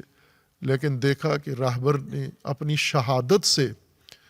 کیا جرأت اس ملت کے اندر ایجاد کی، کیا طاقت اس کو دے دی۔ یہ شہادت رہبر تھی جس نے ایرانی قوم کو بھی ایک دفعہ چارج کر دیا، جنہیں دشمن نے ڈسچارج کیا ہوا تھا، جن کی توانائی کو دشمن نے اپنے گمان کے مطابق کمزور کر دیا تھا، آج وہ دوبارہ پہلے سے زیادہ دلیر ہو کر پہلے سے زیادہ شجاعت کے ساتھ وہ قوم پھر میدان میں آ گئی ہے. پہلے جو جنگیں ایران نے لڑی بڑی جانانہ جنگیں لڑی، لیکن یہ جنگ جس طرح ایرانی لڑ رہے ہیں یہ پوری دنیا میں کوئی سوچ بھی نہیں سکتا تھا. ابھی مسلسل ان کے اعترافات آ رہے ہیں، امریکی اخبار، امریکی پینٹاگون، سب یہ کہہ رہے ہیں کہ ہمیں اس کا اندازہ ہی نہیں تھا. ہمیں جو رپورٹس مل رہی تھیں کہ ان کے پاس نہ ٹیکنالوجی اتنی ہے، نہ ان کی سپاہ اتنی مضبوط ہے، نہ ان کی فوج اتنی مضبوط ہے، نہ لوگ ان کے حامی رہے ہیں. ان کے گمان میں یہ تھا کہ ہم اٹیک کریں گے، رہبر کو شہید کریں گے، دوسرے دن لوگ یا اسی دن لوگ سڑکوں پہ آ کے اس رجیم کو، اس نظام کو ختم کر دیں گے. کہا کہ یہ سب سے بڑی حماقت تھی. جس طرح انقلاب کے وقت انقلابی تحریک کو نہیں سمجھ پائے، اس وقت بھی مکتب شہادت کو نہیں سمجھ پائے، اور رہبر معظم نے اپنی شہادت سے یہ کام انجام دیا. یہ تو ایران کے اندر تھا. جو ایران سے باہر جو کچھ ہوا ہے، رہبر معظم نے شہادت کے ذریعے ساری دنیا کو، جس کو میڈیا نے گمراہ کیا ہوا تھا، جس کو میڈیا نے تباہ کیا ہوا تھا، جن اذہان کو میڈیا سب سے بڑی بمبارمنٹ کا نام ہے، سب سے بڑی تباہی کا نام ہے. اتنے میزائل جو ایران پہ مختلف جگہوں پہ گرتے ہیں وہ تباہی نہیں کر رہے جتنا میڈیا میزائل تباہی کرتے ہیں، جنہوں نے تمام دنیا کی ذہنیت ہی بدل ڈالی ہے، ضمیر خراب کر دیے ہیں، ان کے وجود اور نفس خراب کر دیے ہیں، روحیں خراب کر دی ہیں. لیکن رہبر معظم نے اپنی شہادت کے ذریعے سے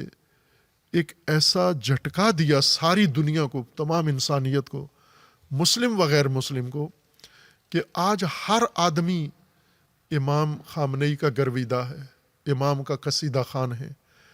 امام کی عظمت کو سلام کرتا ہے، دشمن بھی سلام کرتا ہے. کہ اتنا عالی شان رہبر، اتنا مقاومت والا رہبر کہ ذرہ برابر سوچتا بھی نہیں ہے تسلیم ہونے کا. اس کے ذہن کے دور دور تک بھی کسی جگہ یہ تصور بھی نہیں ہے کہ ہم کسی ایک انچ بھی کسی موقف پر ہم دشمن کے سامنے تسلیم ہو جائیں، بے شک اس میں جان چلی جائے. تسخیر کیا ہے، رہبر کی شہادت نے دنیا کو تسخیر کر لیا ہے، قلوب کو تسخیر کر لیا ہے. آج سارے دل سوائے ان فاسد حکمرانوں کے، بکو حکمرانوں کے اور گندے حکمرانوں کے، ان کے علاوہ باقی تمام انسانیت رہبر نے تسخیر کر لی ہے. دنیا اسلام رہبر نے تسخیر کر لیا. یہی پاکستان کے اندر ناصبی و تکفیریوں نے قبول کیا ہے، اعتراف کیا ہے رہبر معظم کی عظمت کو. جس طرح تکفیریوں نے ادھم مچایا ہوا تھا ناصبیوں نے پاکستان کے اندر میڈیا پر اور اپنے حلقوں کے اندر، آج وہ دم بخود ہیں اور چسکتے تک نہیں ہیں، بولنے کے قابل نہیں ہیں. بلکہ جو لوگ ان سے متاثر تھے، جن کے ذہن انہوں نے خراب کیے ہوئے تھے، آج وہ رو رو کے ان کے اوپر لعنت کرتے ہیں کہ تم نے کتنا گمراہ کیا تھا ہمیں تشیع کے بارے میں، ایران کے بارے میں، رہبر کے بارے میں. اور یہ عظمت یہ ہم نے آنکھوں سے دیکھ لی ہے. یہ بھی شہادت کا اثر ہے، نتیجہ ہے. رہبر معظم نے اپنی شہادت کے ذریعے سے جو عظیم اہداف حاصل کیے ہیں، جو شہادت کے بغیر ممکن نہیں تھے، ملک کے اندر بھی اور ملک کے باہر بھی، وہ یہ کہ رہبر نے ایک، جب تک زندہ تھے ایک قوم کے رہبر تھے، ایک ملک کے رہبر تھے، شہید ہو کر تمام انسانیت کے رہبر بن گئے. پہلے رہبر ایران تھے، رہبر انقلاب ایران تھے، اب وہ رہبر و پیشوائے انسانیت ہیں، رہبر و پیشوائے اسلام ہیں، اب تمام اقوام کے متفقہ رہبر ہیں. رہبر جب زندہ تھے تو ایک قوم کی رہنمائی کر رہے تھے، اب تمام اقوام عالم کے رہنما ہیں، اور انہوں نے اپنا پیغام رہبر سے لے لیا ہے، جو لینا تھا لے لیا ہے دنیا نے. یوں نہیں کہ ابھی لینا باقی ہے. اس خبر سے جس وقت خبر سنی دنیا نے کہ رہبر اپنے دفتر میں شہید کر دیے گئے ہیں، دنیا نے پیغام دریافت کر لیا، رہبر لوگوں کے دلوں میں اتر گئے،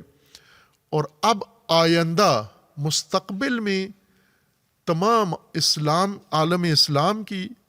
اور تمام انسانیت کی راہبری اس امام نے کرنی ہے، اس شخصیت نے کرنی ہے. جس طرح امام حسین علیہ الصلوۃ والسلام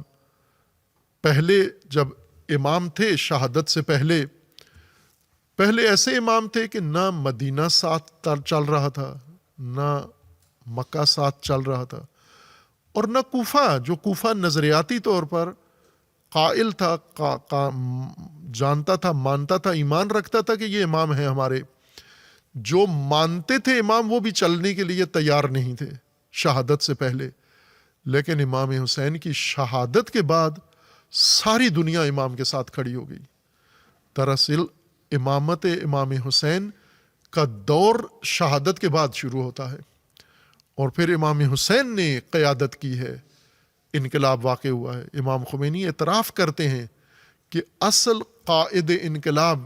جس نے ایران فتح کیا ہے اور یزید اور طاغوت سرنگون کیا ہے،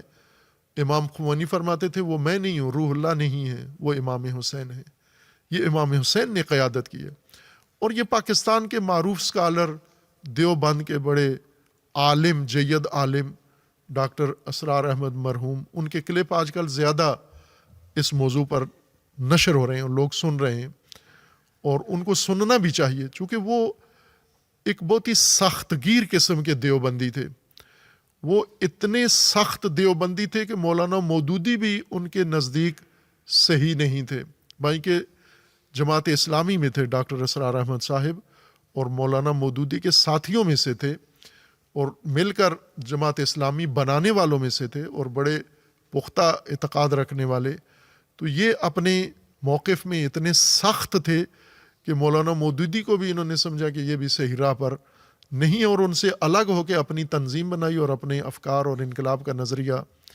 پیش کیا. اس لیے، اور معلوم ہے تشیع کے بارے میں ان کی سخت گیرانہ رائے، ایران کے بارے میں ان کی سخت گیرانہ رائے، اور انقلاب کے بارے میں کھلی بات کرتے تھے، کھل کے بات کرتے تھے. لیکن اس کے بعد آخری عمر میں انہوں نے اپنی رائے میں نظر ثانی کی اور بالکل تبدیل ہو گئے، اور انہوں نے یہ فرمایا کہ سنی کامیاب کیوں نہیں ہو رہے ہیں. سخت نالاں تھے سنی تحریکوں سے، سنی علماء سے، سنی شخصیات سے، اپنے اس سلسلے سے سخت نالاں تھے، اور اس بات پر کہ ہم لوگ سنی امام حسین کی قیادت میں نہیں ہیں. ایک جملہ بڑے جذبات کے ساتھ وہ کہتے ہیں، یہ جملہ وائرل ہو گیا ہے، ہونا چاہیے، ہر ایک کے پاس ہونا چاہیے، کہ سنیوں کو یہ بات کس نے بتا دی ہے کہ ہر فاسد ظالم حکمران اولی الامر ہوتا ہے، اور ہمارے اوپر اس کی اطاعت واجب ہے. امام حسین نے فرمایا ہے کہ فاسد حکمران کو سرنگون کرنا واجب ہے، اور تشیع نے یہ پکڑا ہے یہ نقطہ. اس لیے تشیع ہر فاسد حکمران کو اولی الامر نہیں سمجھتے، لیکن سنی سمجھتے ہیں. سنیوں کی ناکامی کی بڑی وجہ یہ ہے، اور ان کا یہ کہنا تھا کہ اصل میں یہ انقلاب جو ایران میں کامیاب ہوا ہے امام حسین علیہ السلام نے کامیاب کیا ہے، اور یہ ایک واقعیت ہے. رہبر عظیم الشان، رہبر شہید، امام شہید ہو کر اب رہبر عالم اسلام ہیں. پہلے محدود تھے تشیع کے اندر، پہلے محدود تھے ایران کے اندر، لیکن اب آپ نے دیکھ لیا کہ وہ تمام بشریت کے امام ہیں. یہ مکتب بن گیا ہے کہ جھکنا نہیں ہے، ڈٹ کے رہنا ہے. بے شک اس میں گردن کٹ جائے، گردن جھکانی نہیں ہے، گردن بے شک کٹا دو. یہ مکتب تھا امام حسین کا جو امام شہید نے زندہ کیا، عمل کیا، اس کے اوپر مجسم کر کے دکھایا، حسینیت مجسم کر کے دکھائی. آج تاریخ نے پہلی دفعہ آنکھوں سے دیکھا ہے مثلی لا یبایع لمثلہ، مجھ جیسا اس جیسے کی پلید کی بیعت نہیں کر سکتا. وہ دنیا نے آنکھوں سے دونوں دیکھ لیے، یہ دونوں مثل حسین بھی دیکھ لیا کہ ڈٹتا کیسے ہے، اور مثل یزید بھی دیکھ لیا کہ ستم کتنا کرتا ہے. اور انہوں نے امام خامنئی کو جھکانے کی کوشش کی، جھکانے میں ناکام رہے، شکست کھا گئے، اور آج اعتراف کر رہے ہیں خود کہ ہم شکست کھا گئے ہیں، ہم نے تباہ کیا، تباہ کر کے شکست کھا گئے۔ جس طرح یزید امام حسین کو شہید کر دیا، امام کی اولاد، امام کے اصحاب، امام کے خاندان کو اسیر بنا لیا، اور قبریں جنازے دفن نہیں ہونے دیے، لیکن شکست کھائی، اس ظلم کے باوجود شکست کھائی۔ یزید شکست خوردہ ہے، اسی طرح امریکہ شکست کھا چکا ہے، نہ کہ ہوگی اس کو۔ راہبر نے اپنی شہادت سے شکست دے دی اس کو، ان کے منصوبوں کو خاک میں ملا دیا۔ اب راہبر نہیں بلکہ اب اسوہ و رول ماڈل بن گئے ہیں۔ اسوہ جب کوئی بن جائے پھر اس کو ہر ایک اس کی پیروی کرتا ہے۔ رہبر اپنے آپ کو ان فرقوں سے بالاتر شہید کر کے اپنے آپ کو ایک اور ردیف میں پہنچا دیا ہے، اور اب دنیا اس نگاہ سے اس رہبر کو دیکھ رہی ہے۔ ابھی آپ دیکھیں گے ہنرمند، شعراء، ادیب اور باقی سب لوگ، ابھی پاکستان کے اندر ہر طبقہ اس وقت افسردہ، سوگوار اور اس وقت جذباتی بھی ہے، احساساتی بھی ہے، اور لعنت بھی کر رہا ہے امریکہ پر۔ سب سے بڑا جو ایک پاکستان کے اندر احساس بیدار ہوا ہے رہبر کی شہادت سے، کہ پاکستان کے حکمرانوں کے بارے میں پاکستانی قوم کے دل میں شدید نفرت پیدا ہوئی ہے۔ یہ رہبر کی شہادت کا نتیجہ ہے۔ اتنے پاکستانی کبھی متنفر نہیں تھے اپنی حکومت سے اور اپنے حکمرانوں سے، جو آج یزید کے ساتھ کھڑے ہوئے ہیں، اور آج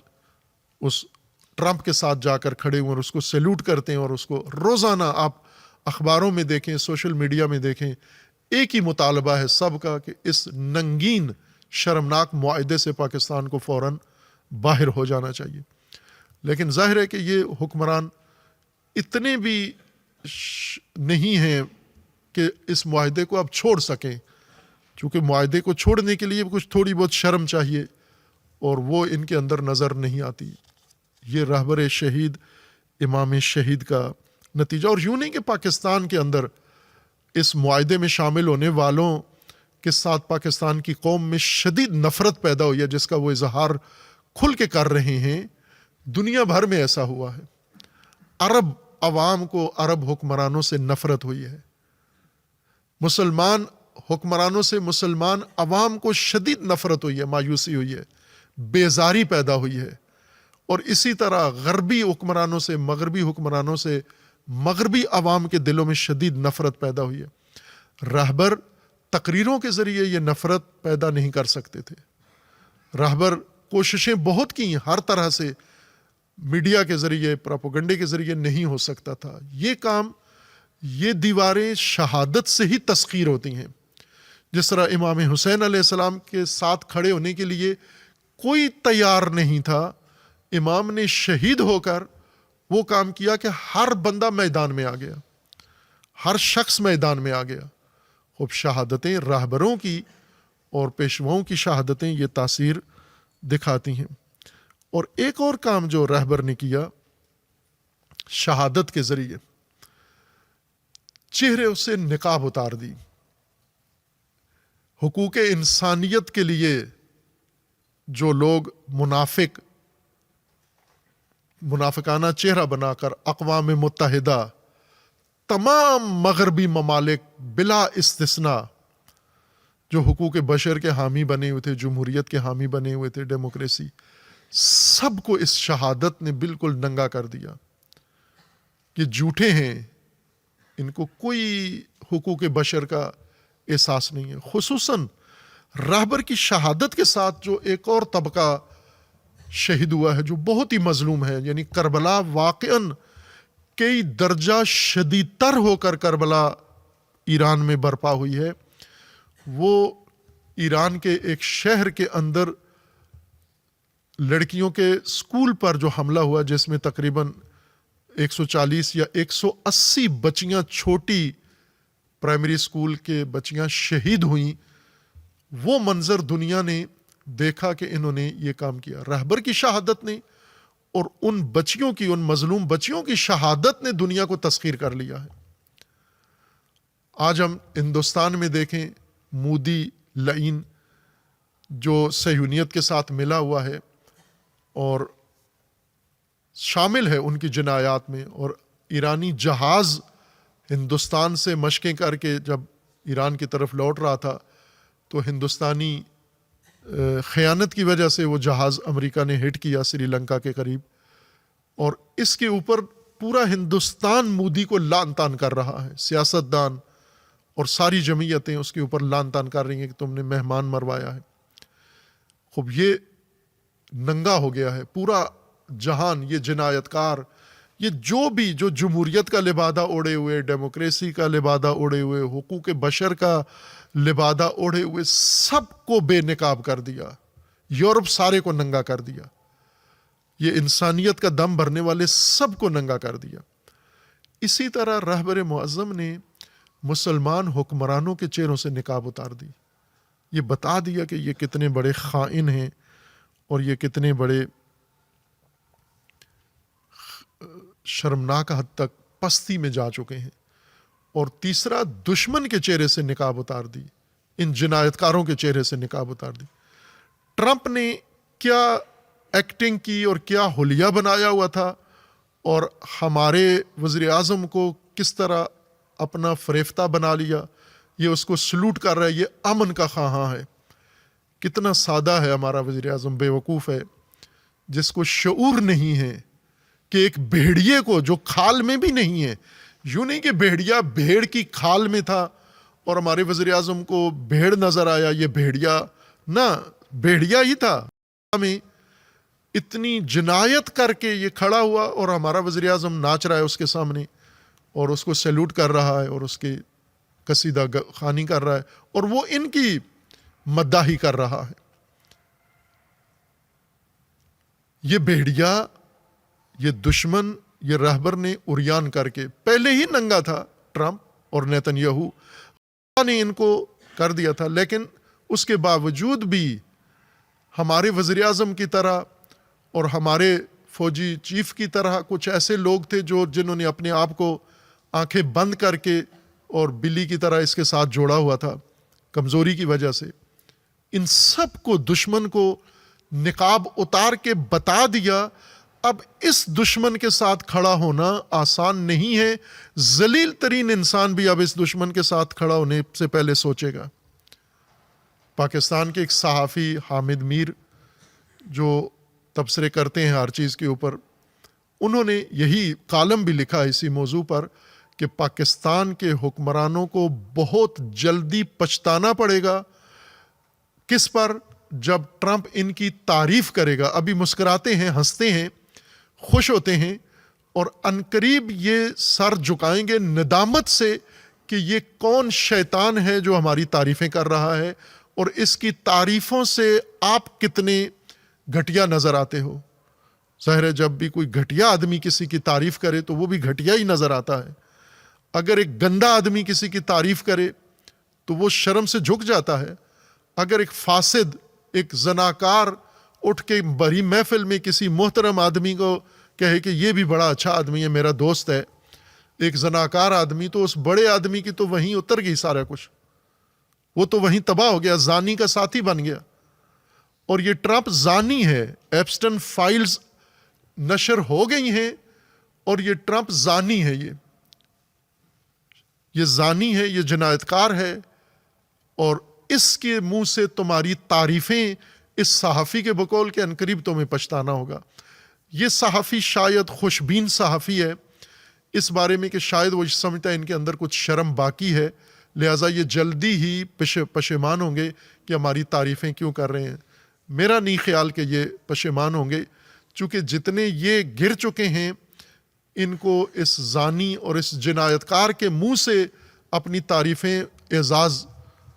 شمار ہوگا ان کے لیے، اور اعزاز سمجھیں گے جیسے ابھی تک کر رہے ہیں۔ چونکہ اگر شرم ہوتی تو 28 مارچ کو یہ اعلان کر دیتے کہ ہمارا اس معاہدے سے اور اس شخص سے کوئی تعلق نہیں ہے۔ یہ حملہ ہوا، ساری دنیا نے اس کی مذمت کی، پاکستان نے نہیں کی۔ انہوں نے افسوس کیا ہے رہبر کی شہادت کا، مذمت نہیں کی۔ نہ اسرائیل کی مذمت کی اور نہ ٹرمپ کی مذمت کی، بلکہ پاکستان کے اندر ایک اور انحرافی بات چھیڑ دی ہے حکومتی حلقوں نے اور حکومتی چینلز نے اور بہت سارے اور چینلز نے، اور وہ یہ چھیڑی ہے کہ ایران کے ساتھ ایران پر حملہ اسرائیل نے کیا ہے، ٹرمپ نے کیا ہے، اور ایران جواب عربوں کو دے رہا ہے، عربوں پر جوابی حملہ کر دیا۔ یہ پاکستان کے اندر باقاعدہ شعوری طور پر فضلہ خور میڈیا ہمارا فضلہ خور ہے، فضلہ کھاتا ہے، عرب فضلہ اس کو کھلاتے ہیں، باقی فضلہ دیتے ہیں اس کو، اور یہ ان فضلہ خوروں، فضلہ دینے والوں کے حق میں میڈیا کردار ادا کر رہا ہے۔ اور یہ اسی فضلہ خوری کا نتیجہ ہے کہ ایران جو عرب ملکوں کے اوپر جہاں جہاں امریکی اڈے ہیں، اس وقت 15 امریکی اڈے خلیجی ممالک کے اندر موجود ہیں، جہاں ان کے فضائیہ ہے، جہاں ان کے انٹیلیجنس ہیڈ کوارٹر ہیں، جہاں ان کے فوجی بیرکیں ہیں، فوجی ان کے سعودی عرب میں عرصے سے ہیں، 50 سال سے زیادہ عرصے سے سعودی عرب کے اندر اڈے ہیں، اور کویت کے اندر اڈے ہیں، قطر کے اندر اڈے ہیں، چھوٹے چھوٹے ملک ہیں، اور اس چھوٹے سے ملک کا اکثر حصہ امریکہ کو دیا ہوا ہے، اور امریکہ اس خطے کے اندر ساری جنایات ان اڈوں سے انجام دے رہا ہے۔ اور ایران نے پہلے کہا ہوا تھا کہ اگر ہم پہ حملہ کرو گے تو ہم تمہارے اڈوں پر حملہ کریں گے۔ ان ملکوں نے سرزمین امریکہ کو دی ہوئی ہے۔ پاکستان کا کوئی بھی صحافی یہ نہیں مذمت کرتا کہ آپ نے اسرائیل کو اور امریکہ کو اڈے کیوں دیے ہوئے ہیں، اپنی سرزمینیں ان کے حوالے کیوں کی ہوئی ہیں، اور وہ ان سرزمینوں سے استفادہ کر کے لبنان اور ایران اور باقی ممالک کو، عراق کو ایک ایک کر کے نابود کر رہے ہیں۔ اس بات پہ مذمت کوئی نہیں کرتا ان کی کہ اپنے اڈے دشمن کو کیوں دیے ہوئے ہیں۔ اور جب ایران امریکیوں پر حملہ کرتا ہے، امریکی بیس پر جو قطر میں ہے، سعودی عرب میں ہے، یا کویت میں ہے، یا دیگر ممالک میں ہے، اس کو یہاں پر ایشو بناتے ہیں کہ ایران اسلامی ممالک پر حملہ کر رہا ہے، اس پر امریکہ حملہ کرتا ہے، یہ جواب میں عرب ملکوں پر حملہ کرتا ہے۔ یہ خناس ہیں، یہ بڑے فضلہ خور ہیں جو یہ تاثر دیتے ہیں کہ ایران عرب ملکوں پر حملہ کر رہا ہے۔ ایران امریکی اڈوں پر حملہ کرتا ہے۔ امریکی اڈوں کا ہونا عرب دنیا میں، مسلمان ملکوں میں، یہ شرمناک ہے۔ اور اس کی پاکستانی کو جرأت نہیں ہوتی کہ یہ اظہار کریں اور اس کی مذمت کریں۔ الٹا ایران کی اور ہماری حکومت نے بھی مذمت کی ایران کی کہ آپ نے عرب ملکوں پر کیوں حملہ کیا ہے، بلکہ ایران کو دھمکی دی۔ ہمارے وزیر خارجہ نے،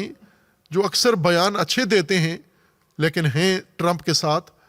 زبانی کلامی جمع خرچ کرتے ہیں، ٹرمپ کے ساتھ ہیں، اس کی گینگ میں گینگسٹر کے طور پر شامل ہیں،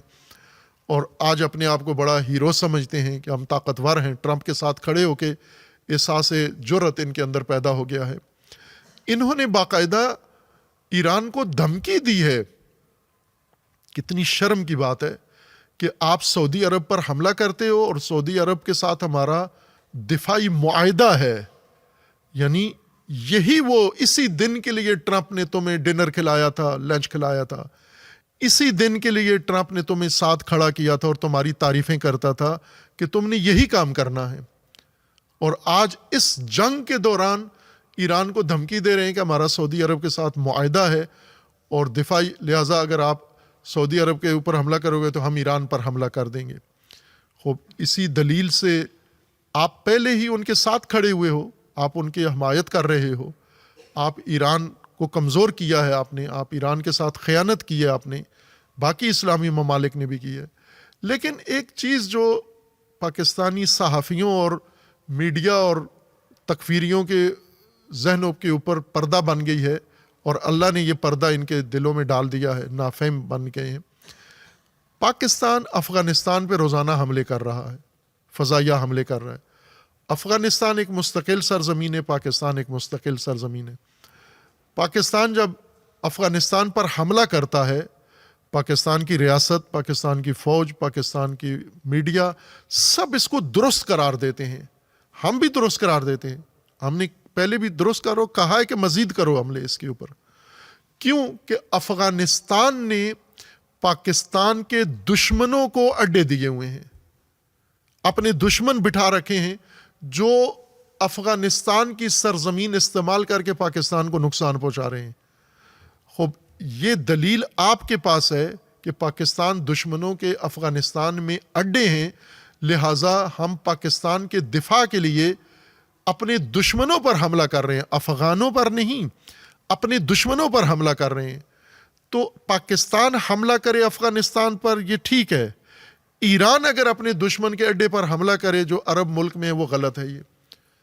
یہ تو بے شرمی ہے، یہ تو نادانی ہے، یہ حماقت ہے آپ کی کہ آپ کریں تو اپنے دوسرے ملک کے اوپر چڑھائی کریں، یہ ٹھیک ہے، وہ کریں اپنا دشمن کو ٹارگٹ کریں، یہ غلط ہے۔ لیکن یہ اڈے انہوں نے دیے کیوں ہیں؟ کیوں امریکہ کو اپنی ساری سرزمین، اتنے ملک ہیں اور 15 اڈے اس کو دیے ہوئے انہوں نے، اور یہ ظاہری اڈے ہیں، خفیہ اڈے الگ ہیں۔ اور متحدہ عرب امارات نے صہیونیت کو سارا، یہ جو ابھی کہتے ہیں کہ دبئی کے ہوٹلوں پر اور دبئی کے پلازوں پر ایران حملہ کر رہا ہے، یہ صہیونیوں کے دفاتر ہیں، یہ ہوٹل نہیں ہیں، یہ اسرائیل کے اور یہودیوں کے گڑھ ہیں، یہ ان کی کمپنیوں کے دفتر ہیں۔ یہ در حقیقت جنگ کے بنیادی ہیڈ کوارٹر ہیں جو یو اے ای میں، دبئی میں اور ابوظہبی میں بنے ہوئے ہیں، ان کو وہ ٹارگٹ کر رہے ہیں۔ تو یہاں صہیونی بٹھانا جرم نہیں ہے، صہیونی کے بلڈنگ پہ حملہ کرنے کو جرم قرار دے کر، اور اب یہ تاثر دے رہے ہیں کہ عرب ملک بھی سارے مل کر ایران پر حملہ کریں گے۔ آپ کر سکتے ہو یہ جنایت، یہ چونکہ اتنے پست ہو تم، لیکن یہ ذہن میں رکھو کہ اگر آپ نے سعودیہ کے آل سعود کے ساتھ، بن سلمان کے ساتھ معاہدہ کر لیا ہے کہ اس کے حق میں ہر جنگ میں داخل ہو گئے، یمن پر وہ حملہ کرے یا ایران پر حملہ کرے، چونکہ اس نے اسرائیل سے تو نہیں جنگ کرنی، اس نے کسی اسلامی ملک سے جنگ کرنی، اور آپ نے معاہدہ کر لیا ہے۔ آپ کا اگر معاہدہ ہے بن سلمان کے ساتھ جنایات میں اس کے ساتھ دینے کا، تو تمام پاکستان کے مسلمانوں کا معاہدہ ہے اپنے اللہ کے ساتھ، قرآن کے ساتھ،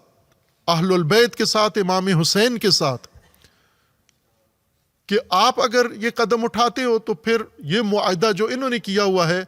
جو قرآن کریم میں اللہ تبارک و تعالیٰ نے بیان کیا ہے، من المؤمنین رجال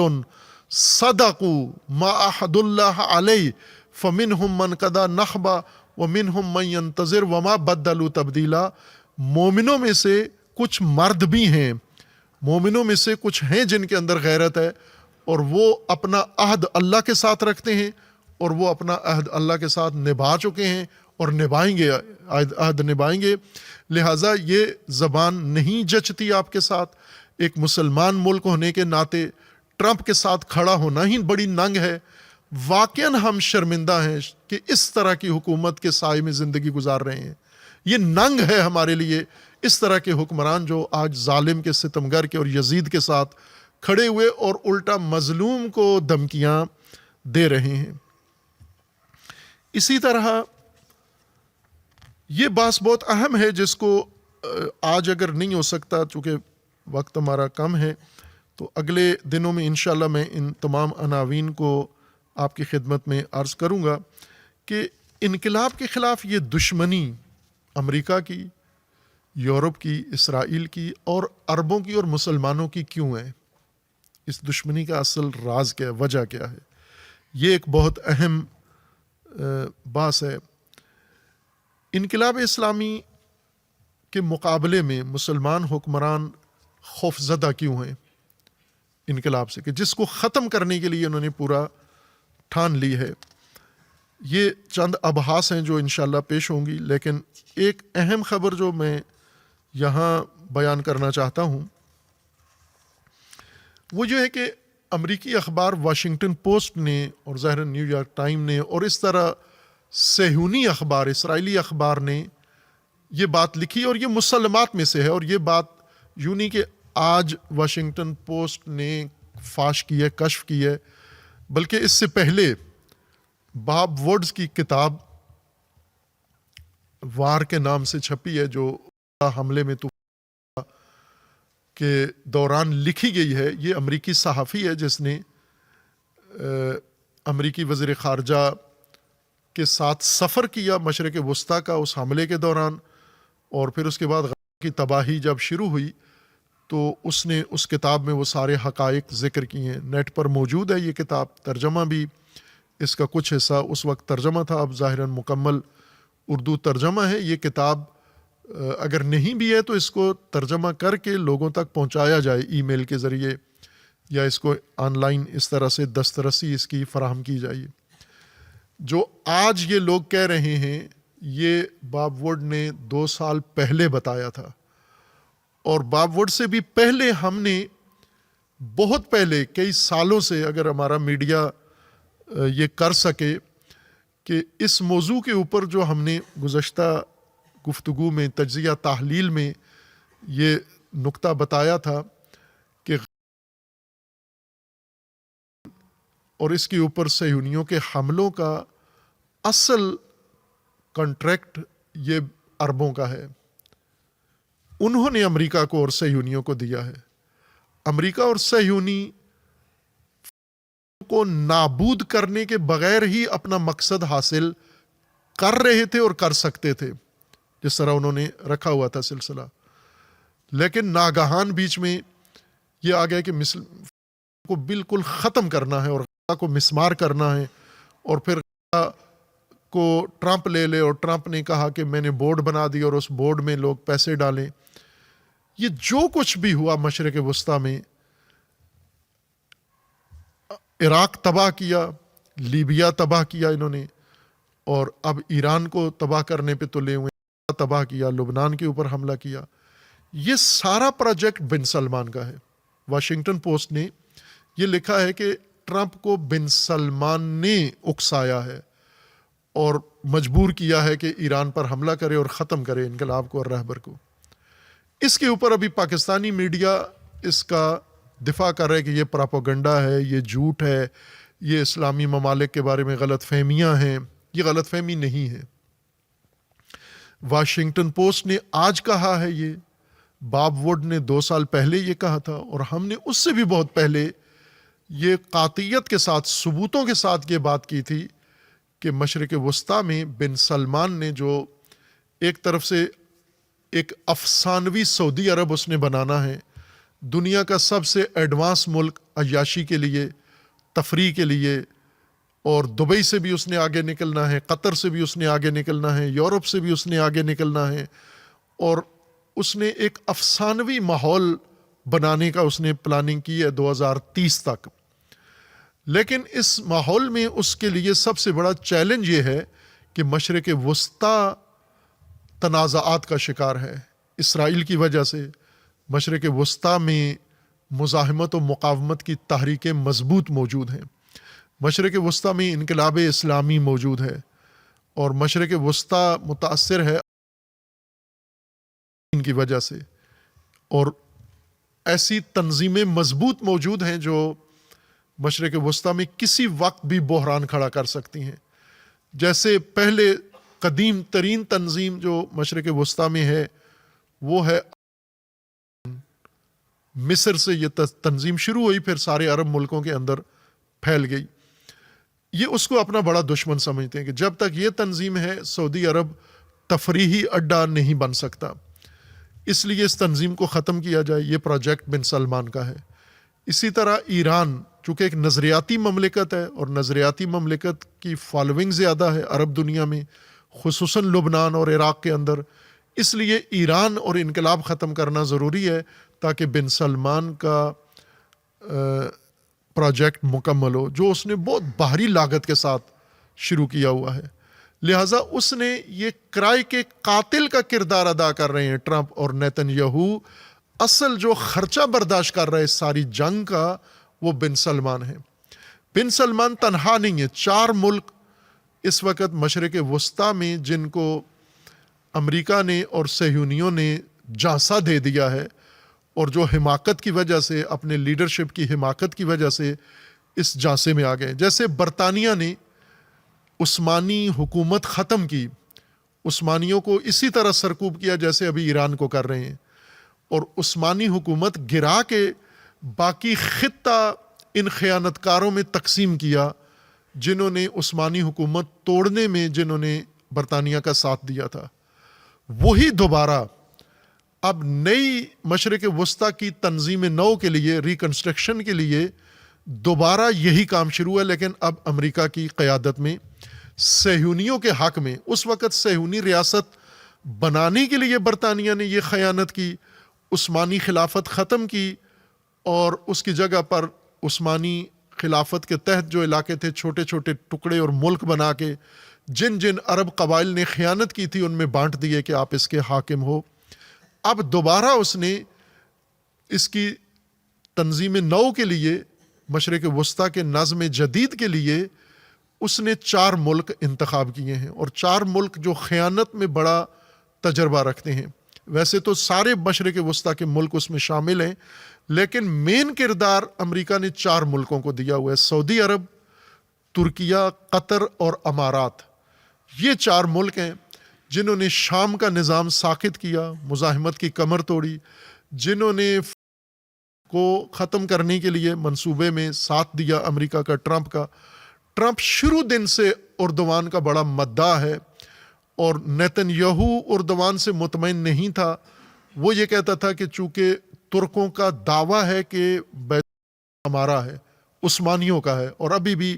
عثمانیوں کی پراپرٹی ترکوں کی وہاں پر موجود ہے، وہاں کی ریئلٹی لیتے ہیں، لہٰذا ان کا دعویٰ یہ ہے کہ یہ سارا ترکوں کا ہے، اور جو معاہدہ ہوا تھا برطانیہ کے ساتھ اس کے مطابق اب یہ علاقہ ترکوں کو واپس دے دینا چاہیے۔ یہ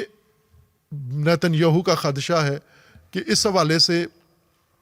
ترکی نہیں ہونا چاہیے اس عمل میں۔ ٹرمپ نے میڈیا کے سامنے نیتن یاہو کو کہا ہے کہ اردوان ہمارا دوست ہے، قابل اعتماد دوست ہے،